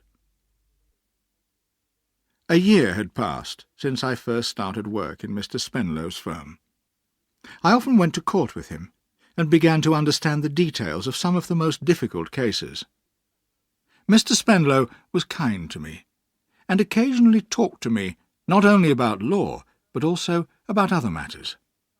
I discovered that his wife had died, and that he lived in a large country house just outside London, with his only daughter and her paid companion. One day he invited me to his house for the weekend, and I accepted gratefully. So, on Friday evening, Mr. Spenlow's coach and horses drove us to the house. When I saw the Spenlows' home, I realized how rich Mr. Spenlow must be. It was a lovely old building with large gardens. As soon as we entered, Mr. Spenlow asked one of the servants, "Where's Miss Dora?" Dora, I thought. What a beautiful name. We went into the sitting-room, and I suppose Mr. Spenlow introduced me. I did not notice because nothing mattered at that moment. I just stared stupidly at his daughter Dora, lost in wonder at her beauty, and unable to say anything. I had fallen in love in a second. As I stared, I heard a voice speaking to me, but it was not Dora's. It was her companion, whom I had not noticed at all while Mr. Spenlow was making the introductions. When I saw that the companion was Miss Murdstone, I was surprised, certainly, but nothing could take my attention away from Dora for more than a second or two. Mr. Spenlow explained that Miss Murdstone had been kind enough to come and look after his poor motherless daughter, and to be her confidential friend and companion. But it seemed to me that Dora was neither friendly nor confidential towards her stern companion. As for me, the rest of the weekend passed in a kind of fog. We ate meals and went for walks. People spoke to me, and I answered, but I have no idea what I actually said. All I remember was Dora's golden hair, and Dora's blushing face, and Dora's beautiful blue eyes. Occasionally I was lucky enough to speak to her alone, and then I was so shy that I blushed as much as Dora herself. I was very jealous of the little dog that she carried everywhere with her. Sometimes I thought she liked me a little, and at other times I was sure she would never love me. I was wildly, desperately in love. I had wondered if Miss Murdstone would try and blacken my name with the Spenlows, but on that first evening she had taken me to one side. "David Copperfield," she said coldly, "I see no need for either of us to speak about the past to anyone here. I imagine we are agreed on that." "Certainly, ma'am. We are agreed on that, although I shall never change my opinion of you." I put Miss Murdstone out of my mind, and for several weeks after meeting Dora, I lived in a dream. I did my work automatically, and I never stopped thinking of her. The greatest happiness I could imagine was being engaged to Dora. I dared not hope that one day we would be married. While walking round London one day, hoping to meet Dora out shopping, I met my old school friend, Tommy Traddles. He was living in the city, like me, and was also studying to become a lawyer. I arranged to visit him and went to his house after work the next day. He lived in one room in a rented house in a very poor part of the city. His room was small and almost empty. "Copperfield, I'm glad to see you," he said warmly. "You can see I haven't got much furniture, but I'm hoping to earn more money later, when I've finished my studies." "Didn't you have a rich uncle, Traddles?" I asked. "Yes, but I've always been unlucky, you know. He decided he didn't like me, so he didn't leave me anything when he died. I'm really very poor, and I have to do several jobs to pay for my studies." Traddles looked surprisingly cheerful. "But I must tell you, Copperfield, as you're an old friend, that I'm engaged to a lovely girl who comes from a large family and lives in Devon." I was thinking of Dora as I shook hands with him and congratulated him enthusiastically. "Will you get married soon?" I asked. "No. She's very poor too, so we'll have to wait a long time until we've saved enough money. She's such a dear girl, Copperfield. She says she'll wait for me until she's 60 if necessary, and I'm quite happy here with the people who rent the house. The Micawbers are very kind." "Who did you say?" I cried. "The Micawbers? I know them." Just then Mr. Micawber himself knocked at the door and entered. His stomach was a little fatter, and his face a little older than before, but he looked as confident as ever. I went up to him and shook his hand. "How are you, Mr. Micawber?" I asked. "Do you remember me?" "Is it possible? Can it be? Have I the pleasure of seeing my old friend Copperfield again?" he replied, a smile spreading over his large face. He turned to call downstairs. "My dear, come and meet this gentleman, my love." When Mrs. Micawber came in, she was also delighted to see me, and we talked for some time about the twins and the other children, and her husband's business interests. But this conversation soon made Mr. Micawber rather depressed. "You see, Copperfield," he said miserably, "nothing has turned up yet. Sometimes I wonder whether anything ever will turn up. I can't pay for our food or even our water. It's hard enough for me to accept the situation, but how can I expect my dear wife to live like this? Perhaps it would have been better if I'd never asked her to marry me." He put his head in his hands. "Micawber!" cried his wife. "How can you say that? You know I've always loved and admired you, and always will love and admire you, my dear husband." And they fell into each other's arms, sobbing on each other's shoulders. In a few moments they had both dried their eyes and looked quite cheerful again. I realized that the Micawbers had not changed at all, but this quick change of mood was rather a surprise for Traddles. Before I left, I made sure I had a word in private with my old school friend. "Traddles," I whispered, "take my advice. Don't lend Mr. Micawber any money. He's got a lot of debts." Traddles looked uncomfortable. "Thank you, Copperfield," he whispered in reply, "but I've already lent him some. I don't know whether he'll give it back. You know how unlucky I am." When I got back to my rooms, I found Steerforth waiting for me there. I thought of Agnes's warning about him, but when I saw his open, good-looking face, I could not believe he could be a bad influence on anyone. However, there was something rather strange in his manner that night. Sometimes he seemed quite depressed, almost desperate, but a minute later he was laughing wildly, and I had no idea why he was like that. "I've just been to Yarmouth, David," he told me. "Oh," I replied. "You've seen the Peggotty family, I expect." "I haven't seen much of them. But I have got some news for you. It's about old Barkis. I'm afraid his illness has got much worse, and the doctor thinks he'll die very soon." "Oh dear," I said. "Poor Peggotty will be so sad." "Yes, it's bad luck," replied Steerforth carelessly. "But people die in this world every minute. I'm not afraid of death. I want to live life in my own way, and nobody can stop me." He threw his head back proudly. I looked into his handsome face, wondering why he was so excited, which was unusual for him. "Steerforth, I think I'll have to go to Yarmouth myself," I said. "Perhaps I can help Peggotty at this difficult time."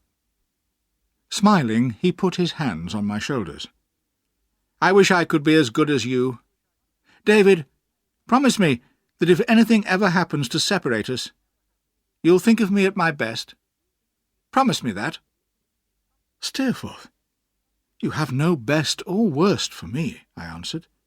"You will always have your place in my heart." And as he turned to go, he gave me his hand and smiled in his old friendly way. That is how I like to remember him, now that I shall never touch his hand again, or see him smile. When I arrived in Yarmouth, I went straight to Barkis's house. In the sitting-room I found Daniel, Ham, and Emily. Ham was standing by the door, while Emily was sobbing in Daniel's arms. None of them seemed surprised to see me. "Emily's very young, Master David," explained Daniel. "It's hard for her to accept death. That's why she's crying. Now, cheer up, Emily, my dear. Ham has come to take you home." "What's that?" He bent his grey head down to hear her whispered reply. "You want to stay here with your old uncle? But you should go with Ham. He'll be your husband soon." "That's all right," said Ham. "If it makes Emily happy, it'll make me happy. I'll go home alone." He went over to Emily and gave her a gentle kiss. She seemed to turn away from him a little. As Ham went out, I went upstairs to see poor Barkis. He was lying unconscious in bed, looking very pale and ill. Peggotty was sitting beside him. She jumped up and took me delightedly in her arms, just as she used to do. Then she turned to her husband. "Barkis, my dear," she said almost cheerfully, "here's Master David, who brought us together, you remember? He carried your messages for you. Can you speak to him?" Barkis lay silently there, not moving. We sat beside him all through that long night. In the early morning he suddenly opened his eyes, reached out his hand to me, and said clearly, with a pleasant smile, "Barkis is willing." And then he closed his eyes and died. "He was a good man," said Peggotty, with tears in her eyes. "I shall miss him." I was able to help Peggotty with the arrangements for the funeral. Barkis was buried in Blunderstone churchyard, close to my mother and little brother. We discovered that Barkis had saved quite a lot of money, which he left to Peggotty and Daniel, so I knew that Peggotty would not need to work in future. On the day before the funeral, we all arranged to meet at the old boat. It was my last evening in Yarmouth, as I was returning to London the following day. When I arrived, I was surprised to see that Ham and Emily were not there. Peggotty was feeling more cheerful now, and Daniel was talking to her. Just then, Ham came to the door. "Master David, come outside a minute, would you?" he asked. I stepped outside, and Ham shut the door carefully. It was raining heavily, and as we stood on the lonely beach, I noticed how very pale Ham's face was. "Ham," I cried, "what's the matter?" "Master David," he sobbed wildly. I had never seen such a strong man cry like that before. "It's Emily. I'd have died for her. I love her with all my heart. But she's run away. And worse than that. Oh, how I wish God had saved her from this ruin." I shall never forget his desperate face turned towards me, and the pain in his honest eyes. "You're educated, Master David," he continued. "You know how to express yourself. Help me. How can I ever explain to him in there? He loves her even more than I do." I saw the door open, and tried to stop Ham speaking, but it was too late. Daniel Peggotty came out, and when he saw us, he seemed to realise immediately what we were talking about. The expression on his face changed in a moment, and he pulled us both back inside. I found myself with a letter in my hand, which Ham had given me. "Read it, sir," said Daniel, his face pale and trembling, and his eyes wild. "Read it slowly, please." The room was completely silent as I read aloud. "Dear Ham, please forgive me for running away and leaving you. When you see this, I'll be far away. I shall never return to my dear home unless he marries me and brings me back as a lady. Oh, I am so sorry, and so ashamed. I know this will break your heart, but believe me, I'm not good enough for you. I'm too wicked. Tell Uncle I'll always love him, even if he can never love me again. And I'll always think of you, dear Ham, even if you hate me for what I've done. Forgive me, and goodbye. Emily." Daniel did not move for a long time after I had finished reading. I took his hand, but he did not notice. Suddenly he appeared to wake up and said in a low voice, "Who's the man? I want to know his name." Ham looked quickly at me, and I felt a shock run through my whole body. I fell onto a chair and could not speak. "Don't listen, Master David," Ham said, hesitating. "We don't blame you for it." Peggotty put her arm round my neck, but I could not move. "A gentleman's been here very often recently," continued Ham in a broken voice, "and today people saw Emily driving off with him in his coach." "Tell me," cried Daniel wildly. "Is his name Steerforth?" "It is," replied Ham just as wildly. "And I'm sorry, Master David, but he's the wickedest man I've ever known." After a moment, Daniel spoke. He looked suddenly much older. "I wish I drowned him when I had the chance, but it's too late now. There's no peace for me here while my dear girl is away. I'm going to look for her and bring her back home. Don't any of you try to stop me! Ham, you must stay here in Yarmouth. Keep a light always burning in the window of this house, so that if the poor girl ever comes back, she can find her way home across the sand. I'm going to London and France and all over the world if necessary. I'm prepared to spend my whole life travelling until I find her. If anything happens to me, if I don't come back, tell her I forgive her.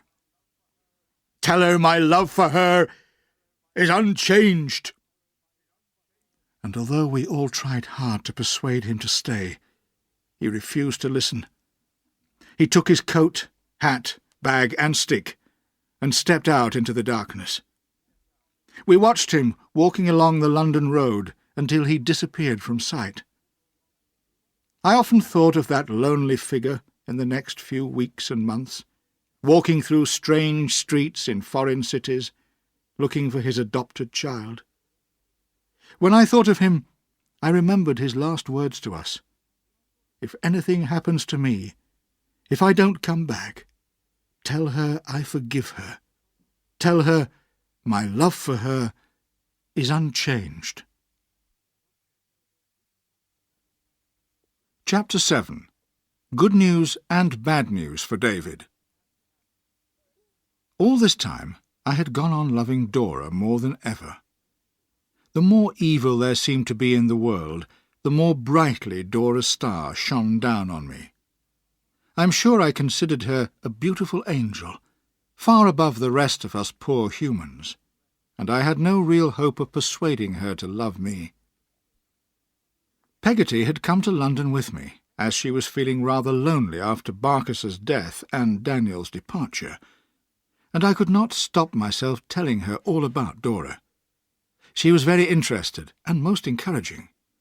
"The young lady should be very proud to have such a handsome, intelligent young man as you, Master David," she cried, "and I'm sure her father will be delighted to accept you as her husband."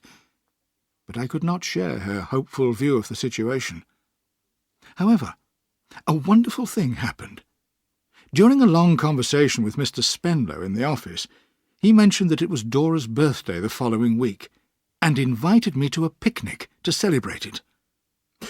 As soon as I heard this, I went completely mad and could not think at all clearly. In the next week, I bought expensive new clothes and boots, and arranged to hire a handsome white horse. On the day of the picnic, I got up at 6 in the morning and went to Covent Garden Market to buy the freshest and most beautiful flowers for Dora, and by 10 o'clock I was riding towards the Spenlows' house. How lovely Dora looked, in her sky-blue dress and white hat, when I met her in the garden in front of the house. And when she accepted my flowers with delight, I almost thought I would die of happiness. "You'll be glad to hear, Mr. Copperfield," she said, smiling prettily, "that cross Miss Murdstone isn't here. She'll be away for at least 3 weeks. Instead, I have my dear friend Miss Julia Mills here with me." Sitting next to Dora was a young lady I had not noticed before. Although she was only about 20, she looked very calm and wise. I later discovered that she had had an unhappy experience in love, and had decided never again to become personally involved in matters of the heart. "How delightful for you," I answered, blushing as I always did when I spoke to Dora. "And everything that is delightful to you is delightful to me, Miss Spenlow." Miss Mills said nothing, but smiled kindly on us both. To get to the picnic place, which was some way from the house, Mr. Spenlow, Dora, and Miss Mills drove in an open carriage, while I rode by their side on my handsome white horse. I shall never have such a ride again. Dora sat with her back to the horses, looking towards me, and holding my flowers close to her sweet face. Our eyes often met, and I'm surprised I did not fall off my horse.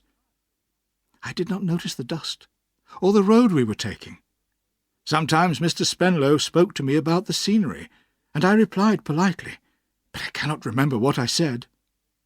All I could see was Dora. I was very disappointed when we arrived to find that other guests had been invited. I was quite jealous even of the ladies, because they talked to Dora and took her away from me, but I hated all the men as soon as I saw them. There was a very unpleasant, talkative man with a red moustache, who insisted he knew all about preparing food, and soon had most of the young ladies round him. One of them was Dora. I felt that he was now my worst enemy. When we started eating, I saw to my horror that Red Moustache was sitting with a huge plate of chicken at Dora's feet. I could not think clearly, but I pretended to be cheerful.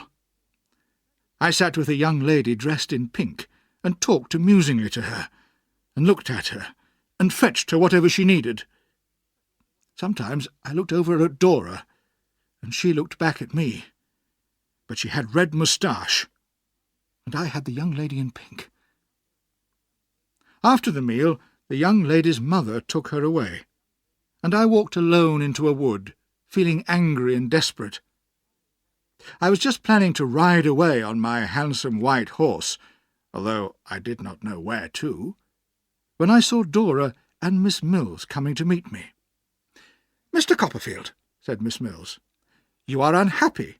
"No, no, Miss Mills," I protested firmly. "Perfectly happy." "And Dora," continued Miss Mills, "you are unhappy." "Oh, good heavens, no, Julia," cried Dora. "Not at all." "Mr. Copperfield and Dora," said Miss Mills, looking old and wise, "enough of this foolishness. You love each other. Confess it and be happy. Take the chance that life offers you. Listen to one who speaks from bitter experience." I was so hot and excited that I took Dora's little hand immediately and kissed it, and she let me. I kissed Miss Mills's hand too, and life seemed wonderful again. Dora shyly put her arm in mine, and we walked about together, until, much too soon, we heard the other guests calling her name. So we had to go back. And when they wanted Dora to sing a song, Red Moustache offered to fetch the guitar from the carriage for her. But Dora told him nobody except me knew where it was. So I fetched the guitar, and I held her gloves, and I sat beside her while she sang. And I knew that in that great crowd of people she was singing only for me, who loved her. When the guests left, I rode beside the carriage all the way back to the Spenlows' house. Mr. Spenlow, who had drunk a lot of wine, was asleep in his seat, and Miss Mills was smiling in a motherly way as Dora and I whispered happily to each other. Once Miss Mills called me to her side of the carriage. "Dora is coming to stay with me," she told me quietly, "the day after tomorrow. Perhaps you would like to visit us." "Miss Mills, how can I ever thank you?" I said. "What a friend you are, to Miss Spenlow and me." When we arrived at the Spenlows' house, I had to say good-bye to Dora and ride back to London. On the way, I remembered everything she had done or said 10,000 times. I decided I had to tell her I loved her as soon as possible, and ask whether she loved me too. It was the most important question in the world, and only Dora could give me the answer to it. So, 2 days later, I dressed in my finest clothes and went to the address Miss Mills had given me. The servant took me to the sitting-room, where I found Julia Mills learning a song and Dora painting the flowers I had given her. After a short conversation, Miss Mills made an excuse and left the room, and Dora and I were alone together. "I hope your poor horse wasn't tired the other night," said Dora, raising her beautiful eyes to mine. "It was a long way for him, to and from the picnic place." I must ask her today, I thought. My whole body was trembling. "It was a long way for him," I answered. "For me, it seemed very short, because of my happiness in being so near you." There was a moment's silence. Then Dora said, "You didn't seem to care for that happiness earlier in the day, when you were sitting with the lady in pink. But I expect you don't mean what you say. And of course you're quite free to do whatever you like." I don't know how I did it. It happened so quickly. Suddenly I had Dora in my arms, and I couldn't stop speaking. I told her how I loved her. I told her I would die without her. And when she blushed and cried a little, I said I had loved her day and night since the moment I had first seen her. I told her that nobody had ever loved or could ever love as much as I loved her. Somehow I found myself sitting quietly next to Dora on the sofa, holding her little hand. We were engaged. I suppose we realized that one day we would get married, but for the moment we were going to keep our engagement secret from Mr. Spenlow. When Miss Mills came in, she was delighted to hear our news, and promised to help us as much as possible. Now began one of the happiest times of my life. When I look back, I see how foolish I was, but how loving and sincere. I visited Dora every day, and I did not have time for anyone or anything else. But in the middle of my excitement I suddenly thought of Agnes, of her clear, calm eyes, and her gentle face. and I sat down immediately to write to her and tell her all about Dora. I knew that as my adopted sister she would share my happiness, and I wanted her approval.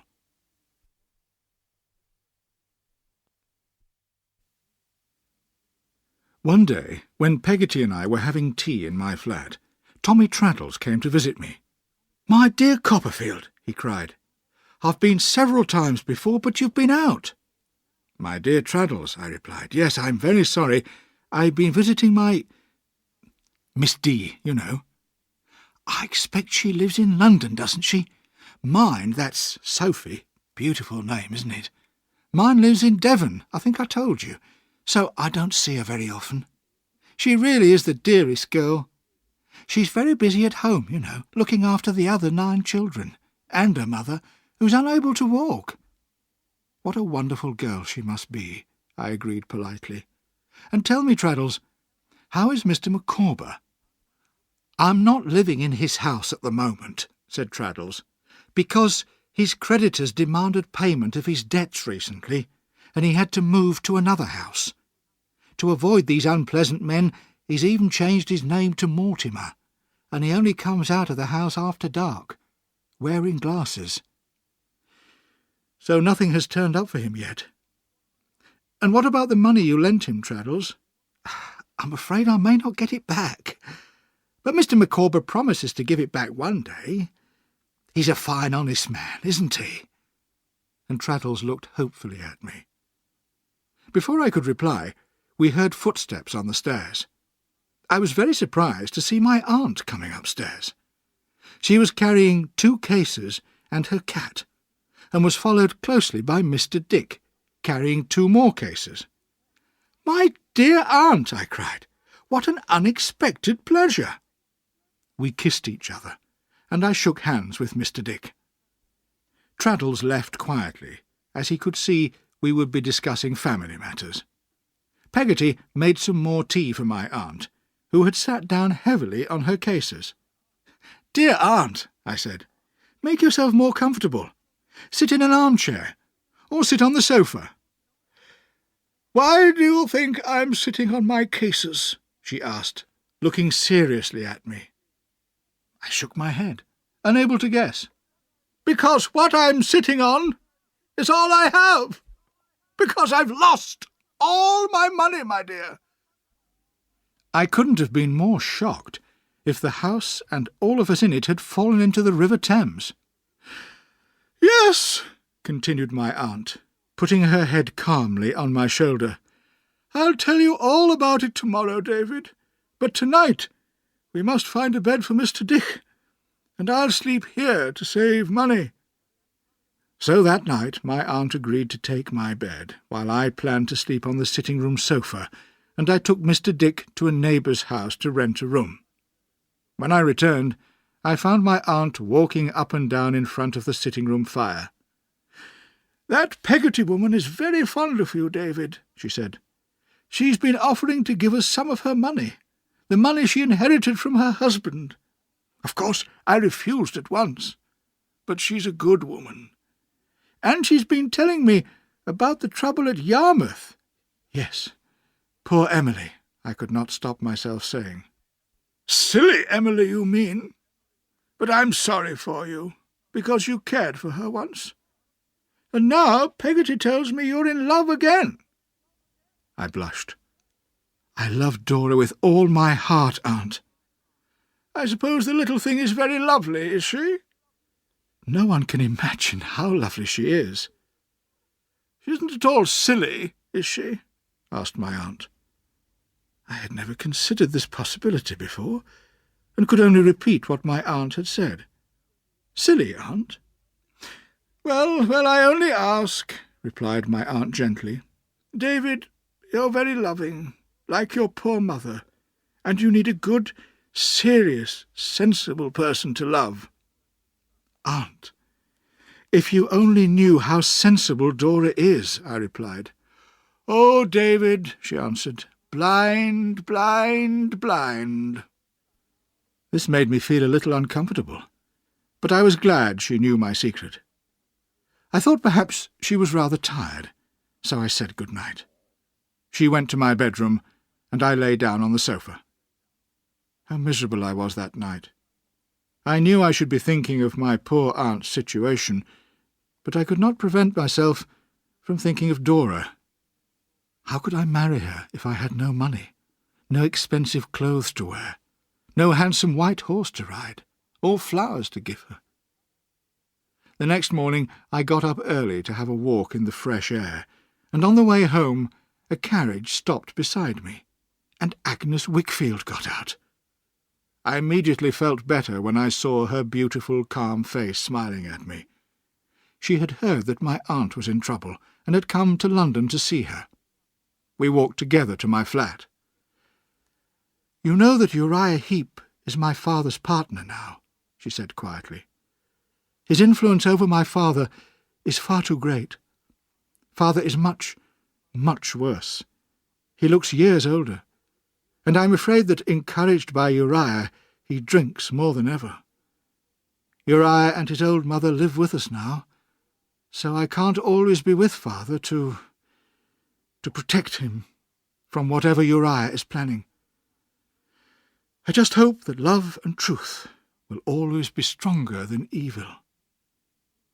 I could not give her my opinion of Uriah, because by then we had arrived at the flat. My aunt was very pleased to see Agnes again, and made us sit down on the sofa next to Peggotty. "Now, let me explain to you all what happened to my money," said my aunt firmly. I was surprised to see that Agnes was pale and trembling. Betsy Trotwood continued. "I saved a lot of money over the years, and my lawyer, Mr. Wickfield, used to help me invest it in the right companies. But recently I thought he wasn't such a good lawyer as he used to be, so I decided to invest my money myself.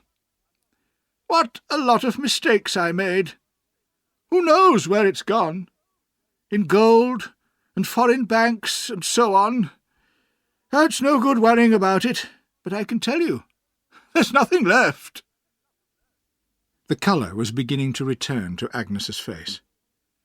"So it wasn't my father's fault, dear Miss Trotwood?" "Not at all, Agnes," said my aunt cheerfully. "Now, can any of you give me some advice? I've asked my servant Janet to rent my little house in Kent. That will bring in about £70 a year. I think we'll need more than that to live on. You and David could share this flat very cheaply, with Mr. Dick just round the corner in his rented room," suggested Agnes. "And I think I can find a little job for David. Do you remember Dr. Strong, the headmaster of the Canterbury School? Now that he's retired and come to live in London, he needs a private secretary to work for him in the mornings and evenings at his house. He was asking Father about it the other day. What do you think?" "Agnes," I cried, "what would we do without you?" "You are my good angel. I told you so before. I could easily be Dr. Strong's secretary, as well as continuing my work in Mr. Spenlow's firm. I'll go and see him today and arrange it with him." Agnes gave me her beautiful smile as she got up to leave. I went downstairs with her, and as we walked together to the coach station, I saw an old beggar with a white stick in the street. He was holding out his thin hand for money and crying, "Blind, blind, blind." It sounded like an echo of what my aunt had said the day before. Oh, Agnes, dear sister, if I had only known then what I discovered long afterwards.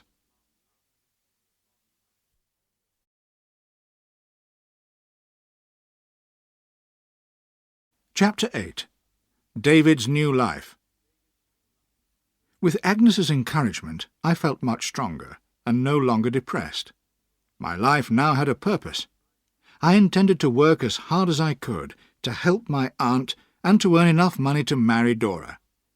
I got up every morning at 5 o'clock, walked to Dr. Strong's house on the other side of London, worked with him for 2 hours every morning, and then walked back to Mr. Spenlow's office, where I spent most of the day in the law courts. Then I returned to Dr. Strong's for 2 or 3 more hours in the evening, and finally came home to my flat, where my aunt, Peggotty, and Mr. Dick would be waiting for me. I was glad to be able to tell my aunt that Dr. Strong would pay me £70 a year for my work. With that, and the rent from my aunt's house in Kent, we could live quite well, if we were careful. Because I was young and healthy, I did not mind hard work, and whenever I was tired, I told myself, "You're doing it for Dora," and that made me work even harder. When I met Traddles one day near the courts, I told him about my new situation, and he was very sympathetic. "But I have news for you too, Copperfield," he said. "The Micawbers are moving to Canterbury." "Oh, that means something must have turned up for them," I replied, interested. "Yes. Mr. Micawber is going to become assistant to someone called Uriah Heep, a partner in a firm of Canterbury lawyers." "Heep?" I cried in horror. "I know him. Why would Mr. Micawber want to work for him?" "Well, I do know that Heep has paid all Mr. Micawber's debts in London," answered Traddles. "The whole family is leaving tomorrow. They asked me to tell you." I wondered why Heep wanted Micawber to work for him, and I felt sure Uriah had some evil plan in his ugly head. The next day Peggotty was returning to Yarmouth to look after Ham while Daniel was away. After I had taken her to the coach station and said good-bye to her, I hurried to Miss Mills's house. I had not yet told Dora about the changes in my life, because I had not wanted to explain it all in a letter, but today she was visiting Julia Mills and was expecting me to come to tea. How happy and beautiful Dora looked when she met me in the sitting-room, and how shocked and miserable she looked when I asked her immediately, "Can you love a beggar, Dora?" My pretty little Dora. She had no idea what I meant. "Don't be silly, David," she cried. "What are you talking about?" "It's true, Dora, my love," I cried. "I've lost all my money. I'm a beggar." And I looked so serious that Dora was frightened and began to sob bitterly on my shoulder. "But I love you, Dora, and always will," I continued. "It doesn't matter if we are poor, because I'll work hard to buy our bread. We don't need much as long as we have each other. Tell me your heart is still mine, dear Dora." "Oh, yes," she cried. "Oh, yes, it's all yours. Only don't frighten me again. Don't talk of hard work and bread. I don't understand. I hardly ever eat bread." I loved her more than ever, but I felt she was not very practical. In a few moments, when she had stopped crying and was calmer, I tried again to make her understand. "My dearest, may I mention something?" "Oh, please don't be practical," begged Dora, tears coming to her lovely eyes. "It frightens me so much." "My dear one, if we work together and share our problems, it will make us and our love stronger." "But I'm not strong at all," she cried miserably. "Ask Julia. She'll tell you. I'm weak and foolish." "But if you thought sometimes, my sweet Dora, that you are engaged to a poor man, if you tried to see how your father manages the servants, or how much food costs in the markets, it would be helpful to us. We must be brave, dear Dora. Our path in life is steep and rocky." I was becoming quite enthusiastic, but I suddenly realized I had said far too much. Poor little Dora was sobbing and screaming with fear, and in a moment was lying unconscious on the sofa. I really thought I'd killed her. I threw water on her face, and went down on my knees to ask her to forgive me. I called myself a selfish, heartless creature, and shouted for Julia Mills. At last she hurried in, and I explained what had happened. When Dora opened her eyes, her friend helped her upstairs. While Dora was upstairs, washing her face and calming herself, I asked Miss Mills's advice on the best way to encourage Dora to become more practical. Miss Mills shook her head sadly. "I must be honest with you, Mr. Copperfield. Our dearest Dora is a beautiful, innocent child of nature, full of light and happiness. She is above the things of this world, which we poor humans have to worry about, I think you'll just have to accept that fact. When Dora came downstairs again, she looked so lovely that I felt bitterly angry with myself for making her unhappy, even for a moment. We had tea, and she sang her French songs to me and played the guitar. We were happy again, until the moment when I stupidly mentioned that I had to get up at 5 o'clock the next morning. Suddenly, her pretty face looked sad, and she did not play or sing again. When I got up to go, she came up close to me and said lovingly, "You bad boy! Don't be so silly. Don't get up at 5 o'clock. Why should you?" "But, my love, I have work to do." "I have to work in order to live," I replied. "Work? Don't be so foolish, David dear." And she seemed to think that was the end of the matter, as she gave me a kiss straight from her innocent little heart. I loved her, and went on loving her. But I went on working hard too, and worrying about earning money. Some evenings, as I sat opposite my aunt in my little sitting-room at the end of another exhausting day, I was quite frightened when I thought of the problems I was going to have to solve alone. Several months passed in this way. Dora and I wrote to each other every day, and occasionally I was able to visit her at Miss Mills's house. But one morning, when I arrived at the office for work, Mr. Spenlow greeted me very coldly and asked me to step into his office where we could talk privately. When I entered the room, I was surprised to see Miss Murdstone standing by his desk, staring unpleasantly at me. I knew at once that Dora's father had discovered our secret, and I guessed who had told him. "Mr. Copperfield," said Mr. Spenlow, frowning sternly at me, "I am sorry to say that Miss Murdstone has found some letters which appear to be from you to my daughter Dora. Are they yours?" I looked at the letters he handed to me, blushed, and whispered, "Yes, sir." Poor little Dora. I hoped she had not been frightened by that horrible Murdstone woman. I hated to think of Dora's unhappiness at losing my letters. "I suspected something was wrong when Miss Spenlow came back from her last visit to Miss Mills," said Miss Murdstone, looking very pleased with herself. "I always said Julia Mills was not a suitable friend for Miss Spenlow, and I was right." Mr. Spenlow appeared to agree, but rather sadly. "I'm very sorry, sir," I said, "but it is all my fault. Please don't blame Dora." "Miss Spenlow to you, young man," said her father angrily. "I know it wasn't right to keep it secret, sir, but I love your daughter, and I hope that one day—" "Don't speak to me of love, Mr. Copperfield," cried Mr. Spenlow. "You are both much too young. We'll throw these letters in the fire, and you must promise to forget the whole thing. There is no question of your marrying Dora." "But, sir, I can't forget her. I love her," I protested. "That is my last word, Mr. Copperfield. When you have time to consider, you'll realize it's wiser to do as I say. Now go to your work." I spent all day thinking of poor, sweet Dora, and how she must be feeling. In the evening I hurried round to Miss Mills's house, but although she spoke wisely of love and broken hearts, she could not offer me any practical advice. The next day, after a sleepless night, I arrived at the office at the normal time and discovered all the clerks standing talking at the front door. This was so unusual that I stopped to ask what had happened. "Why, don't you know?" asked one of them. "The police have found Mr. Spenlow dead."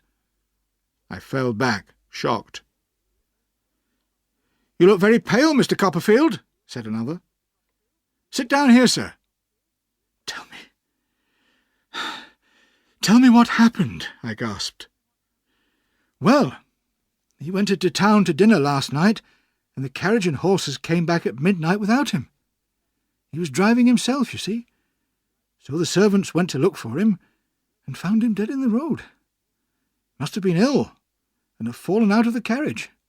Anyway, he was dead when they found him." This was a terrible shock to me. Perhaps his anger with me had made him ill. In that case, I was partly to blame for his death. But I'm sorry to say I was also jealous of Dora's sadness. While she was crying for her dead father, she was not thinking of me, and I selfishly wanted to be the only person in her life. In the next few weeks, I became quite desperate, because I could not see or speak to my sweet Dora. Miss Mills reported that Dora cried all day, and when my name was mentioned, only sobbed more loudly and said, "Oh, poor dear father! How wicked of me to keep a secret from him! Oh, oh!" So I did not feel encouraged to visit her. Soon after her father's funeral, Dora was taken to live with her 2 aunts at Putney in South London, where she seemed to be further away from me than ever. My aunt, meanwhile, began to be seriously worried about my health, as I was getting more and more depressed.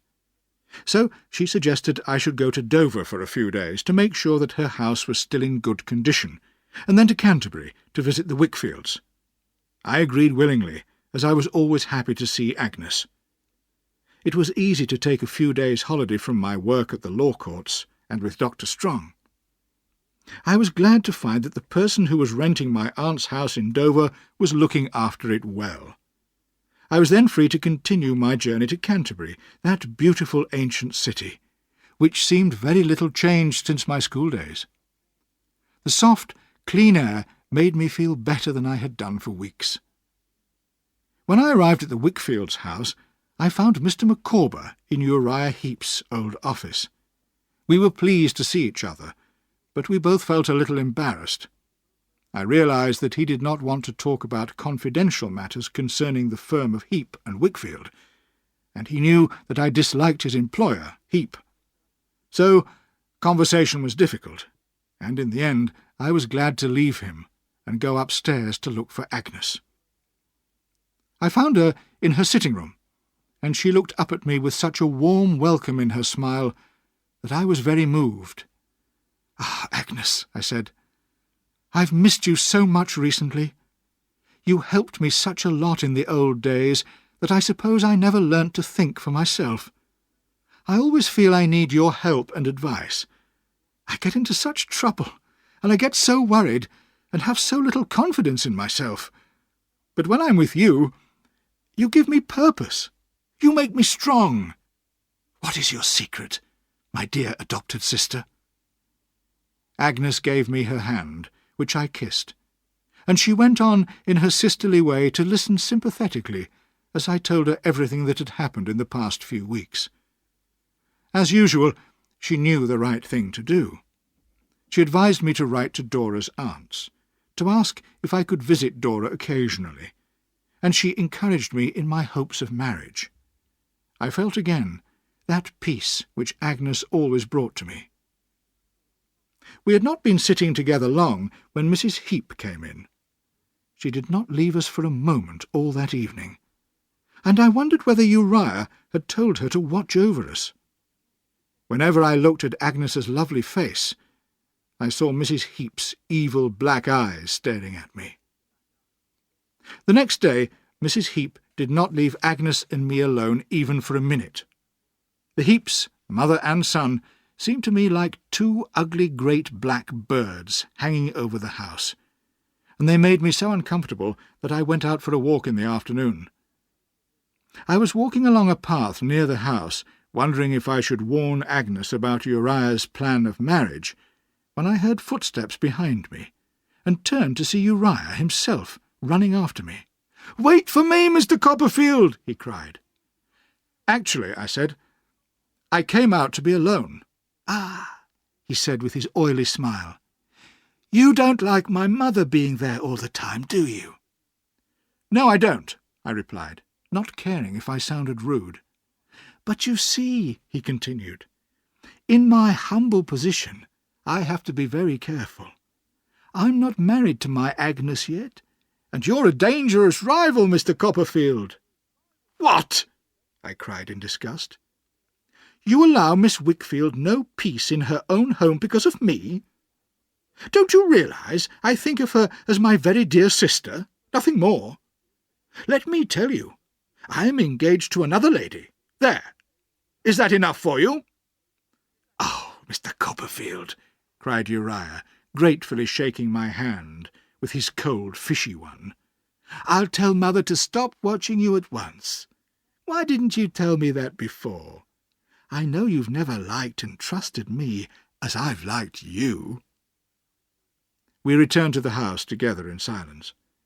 That evening, after dinner, when Agnes and Mrs. Heep had left us, Uriah said to Mr. Wickfield, "Let's have some wine, partner, and drink to young Mr. Copperfield's health. It isn't often we have the pleasure of his company, is it, partner?" I knew Uriah was deliberately encouraging Mr. Wickfield to drink too much, but I saw that, although Agnes's father was aware of his weakness, he could no longer stop himself. As the evening passed, I was disgusted to see that Uriah became more and more cheerful, as Mr. Wickfield became more and more drunk. Finally, Uriah stood up with a glass in his hand. "Come, partner," he said with his evil smile. "Let's drink to the health of the most beautiful woman in the world." Poor, broken Mr. Wickfield looked for a moment at the picture of his dead wife on the wall, so similar to Agnes. "I may be humble," continued Uriah, "but I admire, no, I love, your daughter Agnes." Suddenly, a horrible cry came from Mr. Wickfield. He had stood up and was screaming with anger. He behaved so wildly and desperately that I thought he had gone mad. "My child and you, Heep! No, never! You've taken everything from me, my business, my good name, my home, but you'll never take her." "Perhaps I've said too much too soon," said Uriah, looking uncomfortable. "But you'll be sorry, partner, if you say any more. You need me, remember. You've got nothing without me. Remember that, before you accuse me of anything." Just then the door opened, and Agnes entered silently. "You're not well, father. Come with me," she whispered gently, and helped the ashamed old man out. I thought she must have heard what had been said. Later that night she came to say good-night to me in the sitting-room, where I was alone reading. "Agnes, my dear sister," I said to her, "promise me that you will never agree to marry that evil creature for any reason." Through her tears she smiled calmly at me. "Don't worry, brother. I'm not afraid of him. My duty is to take care of father, and I trust in God for the rest. Good night, David."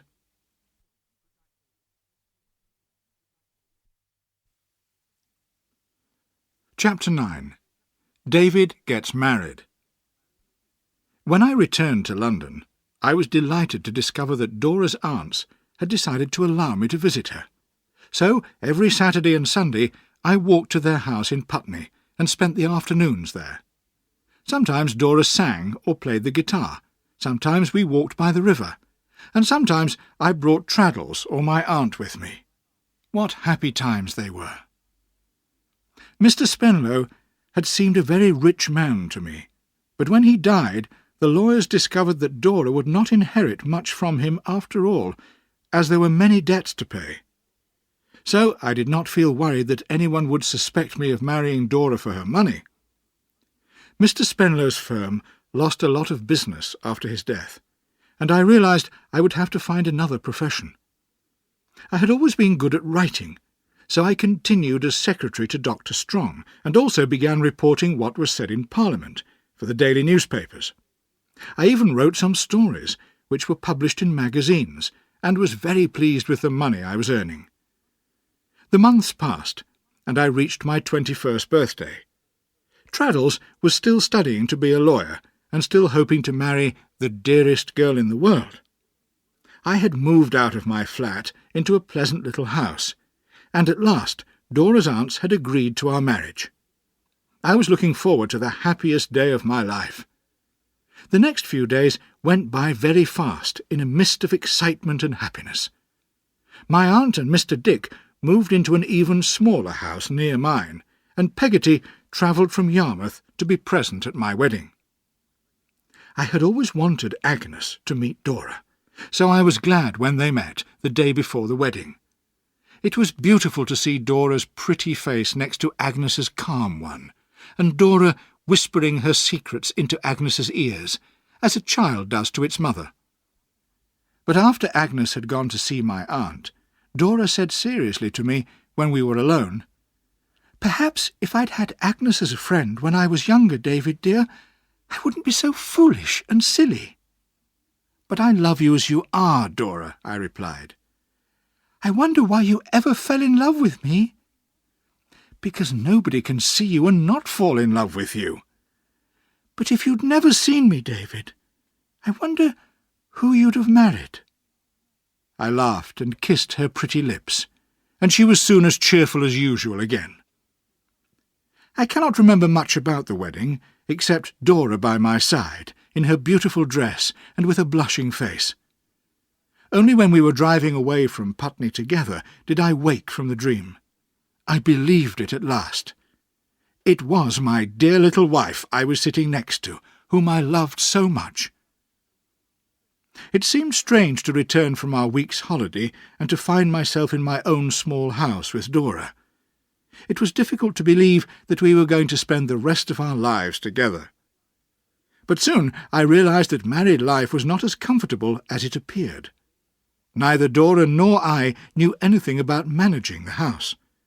We had a servant, of course, who managed us. She served our meals late, drank all our wine, and stole all our silver spoons. When she finally left, we had another who behaved in a similar way. I felt I had to speak to Dora about it. "My love," I began, "couldn't you perhaps control the servants a little better?" "David, don't be cross with your little Dora," she said, coming to sit on my knee. But I wanted to show I could be firm.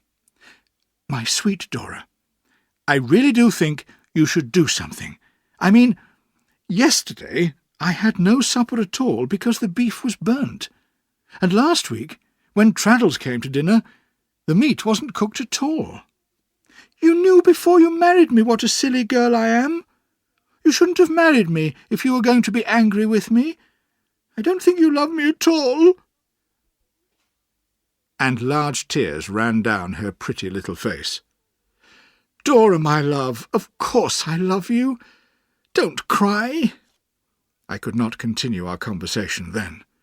But when she was calmer and had dried her tears, she said very seriously, "David, will you do something for me? Will you call me your child wife?" "Whatever do you mean, my dearest?" I asked in surprise. "Just that, whenever you feel I'm being very foolish, you should remember that I'm like a child, not as clever as you or anyone else. Don't be disappointed with me. Just remember that your child wife loves you very, very much." Of all the conversations we had, I remember that one very clearly. It made a strong impression on me, and I'm glad now that I did not try to change Dora any more. I had fallen in love with an innocent, childlike girl, and I could not expect her to become a wise, experienced woman in such a short time.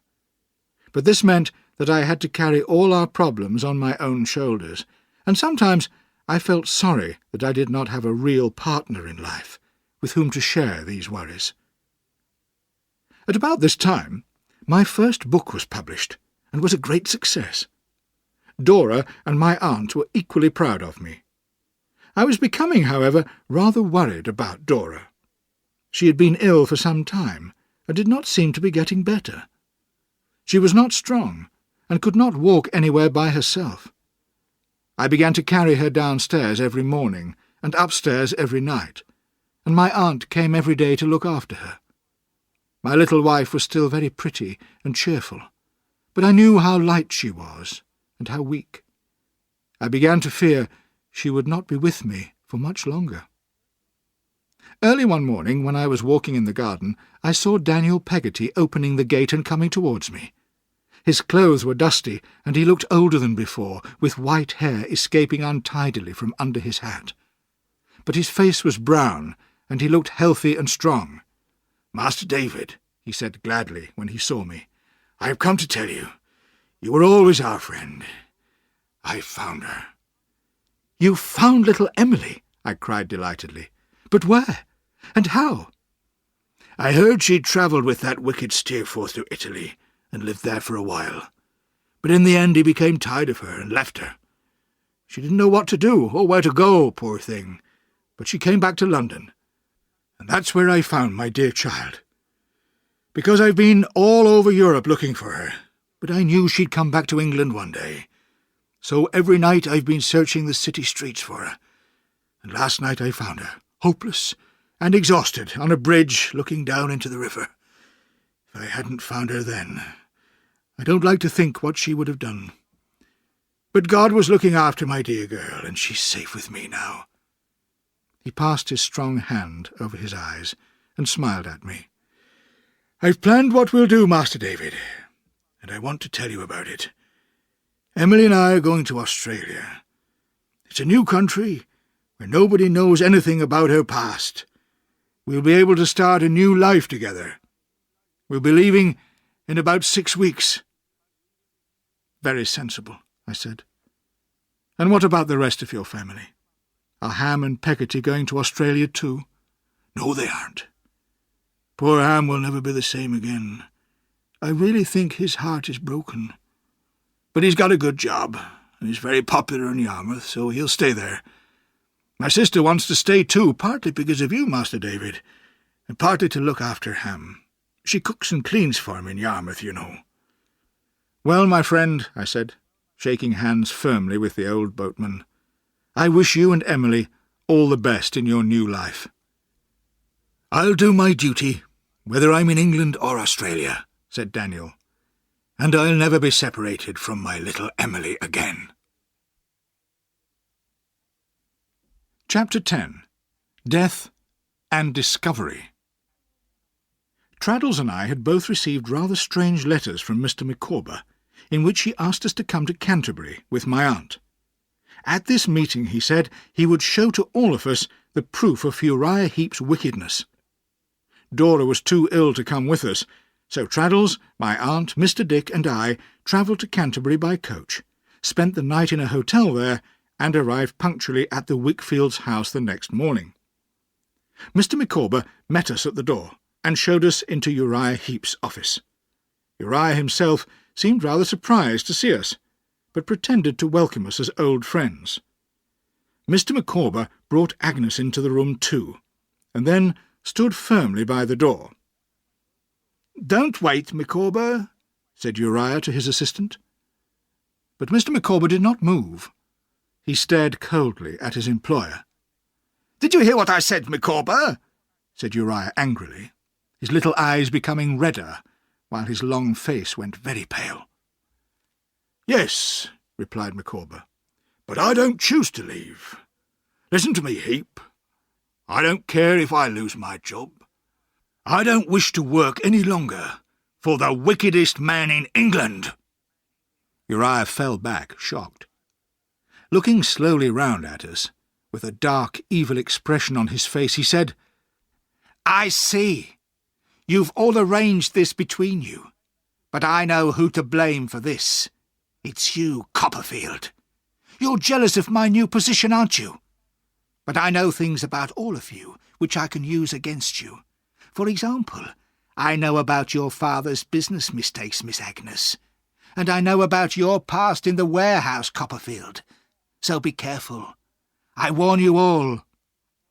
"Mr. Micawber," I said calmly, "please tell us what you were going to say about this man." Just then Traddles, who had disappeared a few minutes before, reappeared with Mrs. Heep. Uriah had not noticed Traddles before. "Who are you?" he demanded angrily. "I'm a lawyer and a friend of Mr. Wickfield, sir," said Traddles, in a businesslike way, "and he's asked me to carry out all his business arrangements from now on." This came as a surprise to me, as well as to Uriah. "The old fool has been drinking too much again," said Uriah, looking uglier than ever.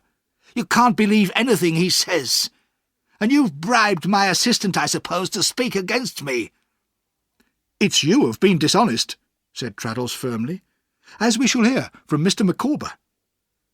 And we all looked expectantly towards that large, important-looking gentleman. He was clearly delighted to have such an interested audience, and cleared his throat several times before starting to speak. As he spoke, his voice became louder and louder with excitement, until he was almost shouting. "Ladies and gentlemen," he began, "when very poor and desperate for work, I came to Canterbury as assistant to this evil man Heap. I'm sorry to say I was soon involved in all his wicked plans. I may be poor, but I can't accept his lies, his cheating, his bribes, and all the rest of it. So I've brought you here today, ladies and gentlemen, to hear me accuse Heap publicly. 1. He has confused and lied to his partner so often that poor Mr. Wickfield now thinks he has himself been dishonest. 2. He has sometimes copied Mr. Wickfield's signature onto false documents and cheques. 3. For years he has been stealing large amounts of money from Mr. Wickfield and the firm. You can never prove it, cried Uriah wildly. I've taken copies of all the necessary documents, said Mr. Micawber confidently, while working as your clerk. And just to make sure, I've given them to Mr. Traddles to keep safely. Uriah, my dear boy, cried his mother, sobbing bitterly, tell them how humble you are. Say you didn't mean to hurt anyone. Say you're sorry and arrange matters with these gentlemen. Do, dear boy. Mother, be quiet, he whispered angrily. Don't help my enemies. Copperfield here would have given you £100 to say what you've just said. Suddenly, my aunt attacked Uriah, hitting his head with her umbrella. Give me back my investments, she cried. I thought Mr. Wickfield had lost my money, and I didn't want to hurt Agnes by saying so. But now I know you've had control of the firm, and you've stolen my money. Somehow I managed to get her away from him before she hurt him too badly. Then Mrs. Heap fell on her knees to all of us, begging us to forgive her dear boy and to remember how humble he always was. Be silent, mother, said her son. He turned to Traddles and asked unpleasantly, Well, what are you asking me to do? Not asking, demanding, Heap. You will give us the keys to all your boxes and drawers, all your documents and cheque-books, everything, in fact, that belongs to the firm. You will stay in this house until we've checked all the documents. And if I don't agree? He asked, frowning. Copperfield, perhaps you would fetch a couple of policemen. Things move slowly in the law courts, but in the end Mr. Wickfield will get his business back, and you, Heap, will be in prison for a very long time. Uriah realised that he had to do what we wanted, and went to fetch the documents, with Mr. Dick at his side. At the door, with his blackest, most evil expression, Heap turned and said to me, I've always hated you, Copperfield. Then he was taken away. In the next few days, Traddles and Micawber worked very hard together to put right what Uriah had done. They discovered my aunt's money and gave it back to her, and paid all the firm's debts.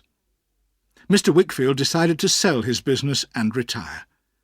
The Wickfields would not have much money, but at least they did not owe anything. In the end, Uriah Heap and his mother left Canterbury, but we all thought he was too evil to stay out of trouble for long. My aunt had a wonderful idea for the Micawber family. Have you ever thought of going to live in Australia? She suggested. It's a new country with a lot of business opportunities. Mr. Micawber was very interested. Something could easily turn up there, he agreed.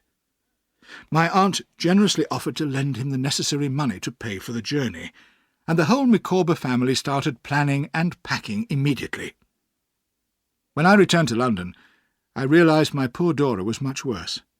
She stayed upstairs all the time now, and the sitting-room seemed very quiet without my little child-wife in her usual place.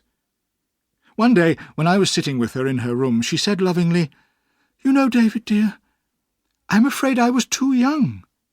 Don't say that, Dora, I whispered, conscious that she was speaking of herself in the past. I was a silly little girl, David, and you know it. It's just as well that I won't live much longer. Perhaps if I lived, you'd wish you'd married someone more sensible, more practical. Someone like... She did not finish what she was saying. "But we've been so happy, Dora," I said, trying not to cry.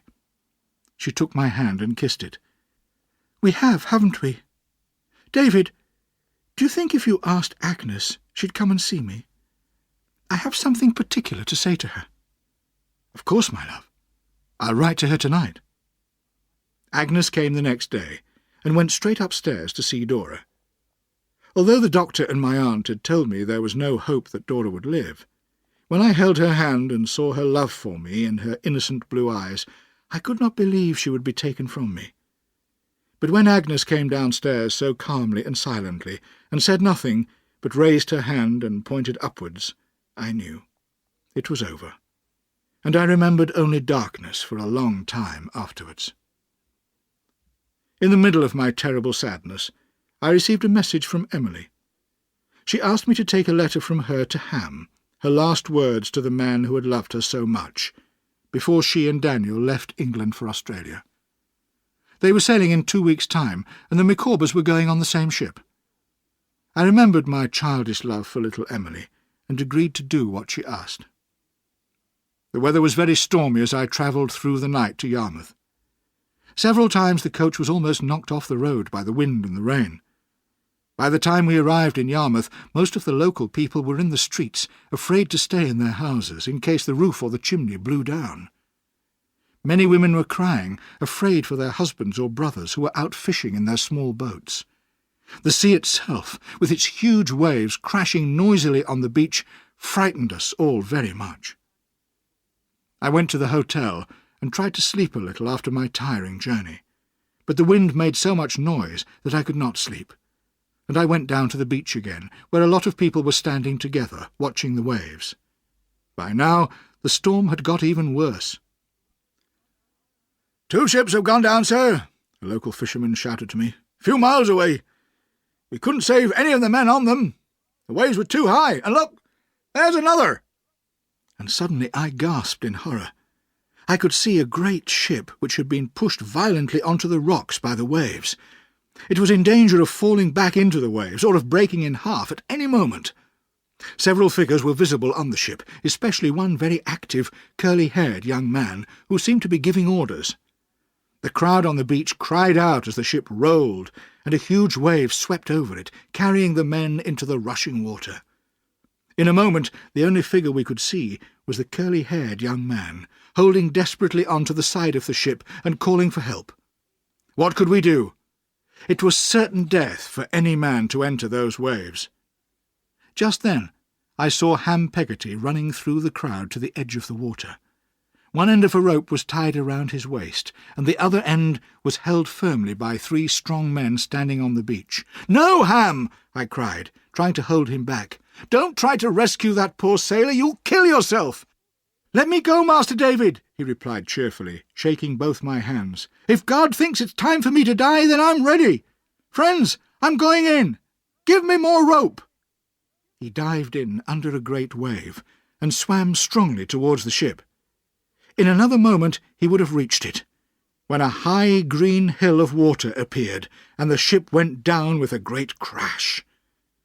The people on the beach pulled on Ham's rope, and he arrived at my feet, dead. They carried him to the nearest house, and I called a doctor, but nothing could be done for him. He had been beaten to death by that great wave, and his generous heart had stopped for ever. As I sat hopelessly by his bed, a fisherman who had known me when Emily and I were children came to tell me he recognized the curly-haired sailor whose body had been thrown out of the water by the waves. I went to see, and there on the beach, where she and I had played, I saw Steerforth lying, with his handsome face on his arm. He would never smile at me or Emily again. I was surrounded by too many ghosts to return to London and my old life. I was selfishly sad that I had lost my child wife and my childhood friend, and sometimes I felt I wanted to die. So I left England and travelled for many months in Europe. I lived in a dark, miserable dream, with no hope or interest in my future. One evening I arrived in a village in Switzerland, and received a packet of letters that had been waiting for me. The first one I opened was from Agnes.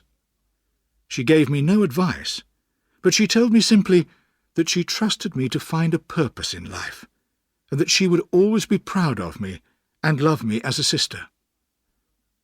As the light died out of the sky, and I watched the colour of the snow on the mountain tops change, I felt I was waking from my unhappy dream, and I began to understand how much I loved Agnes.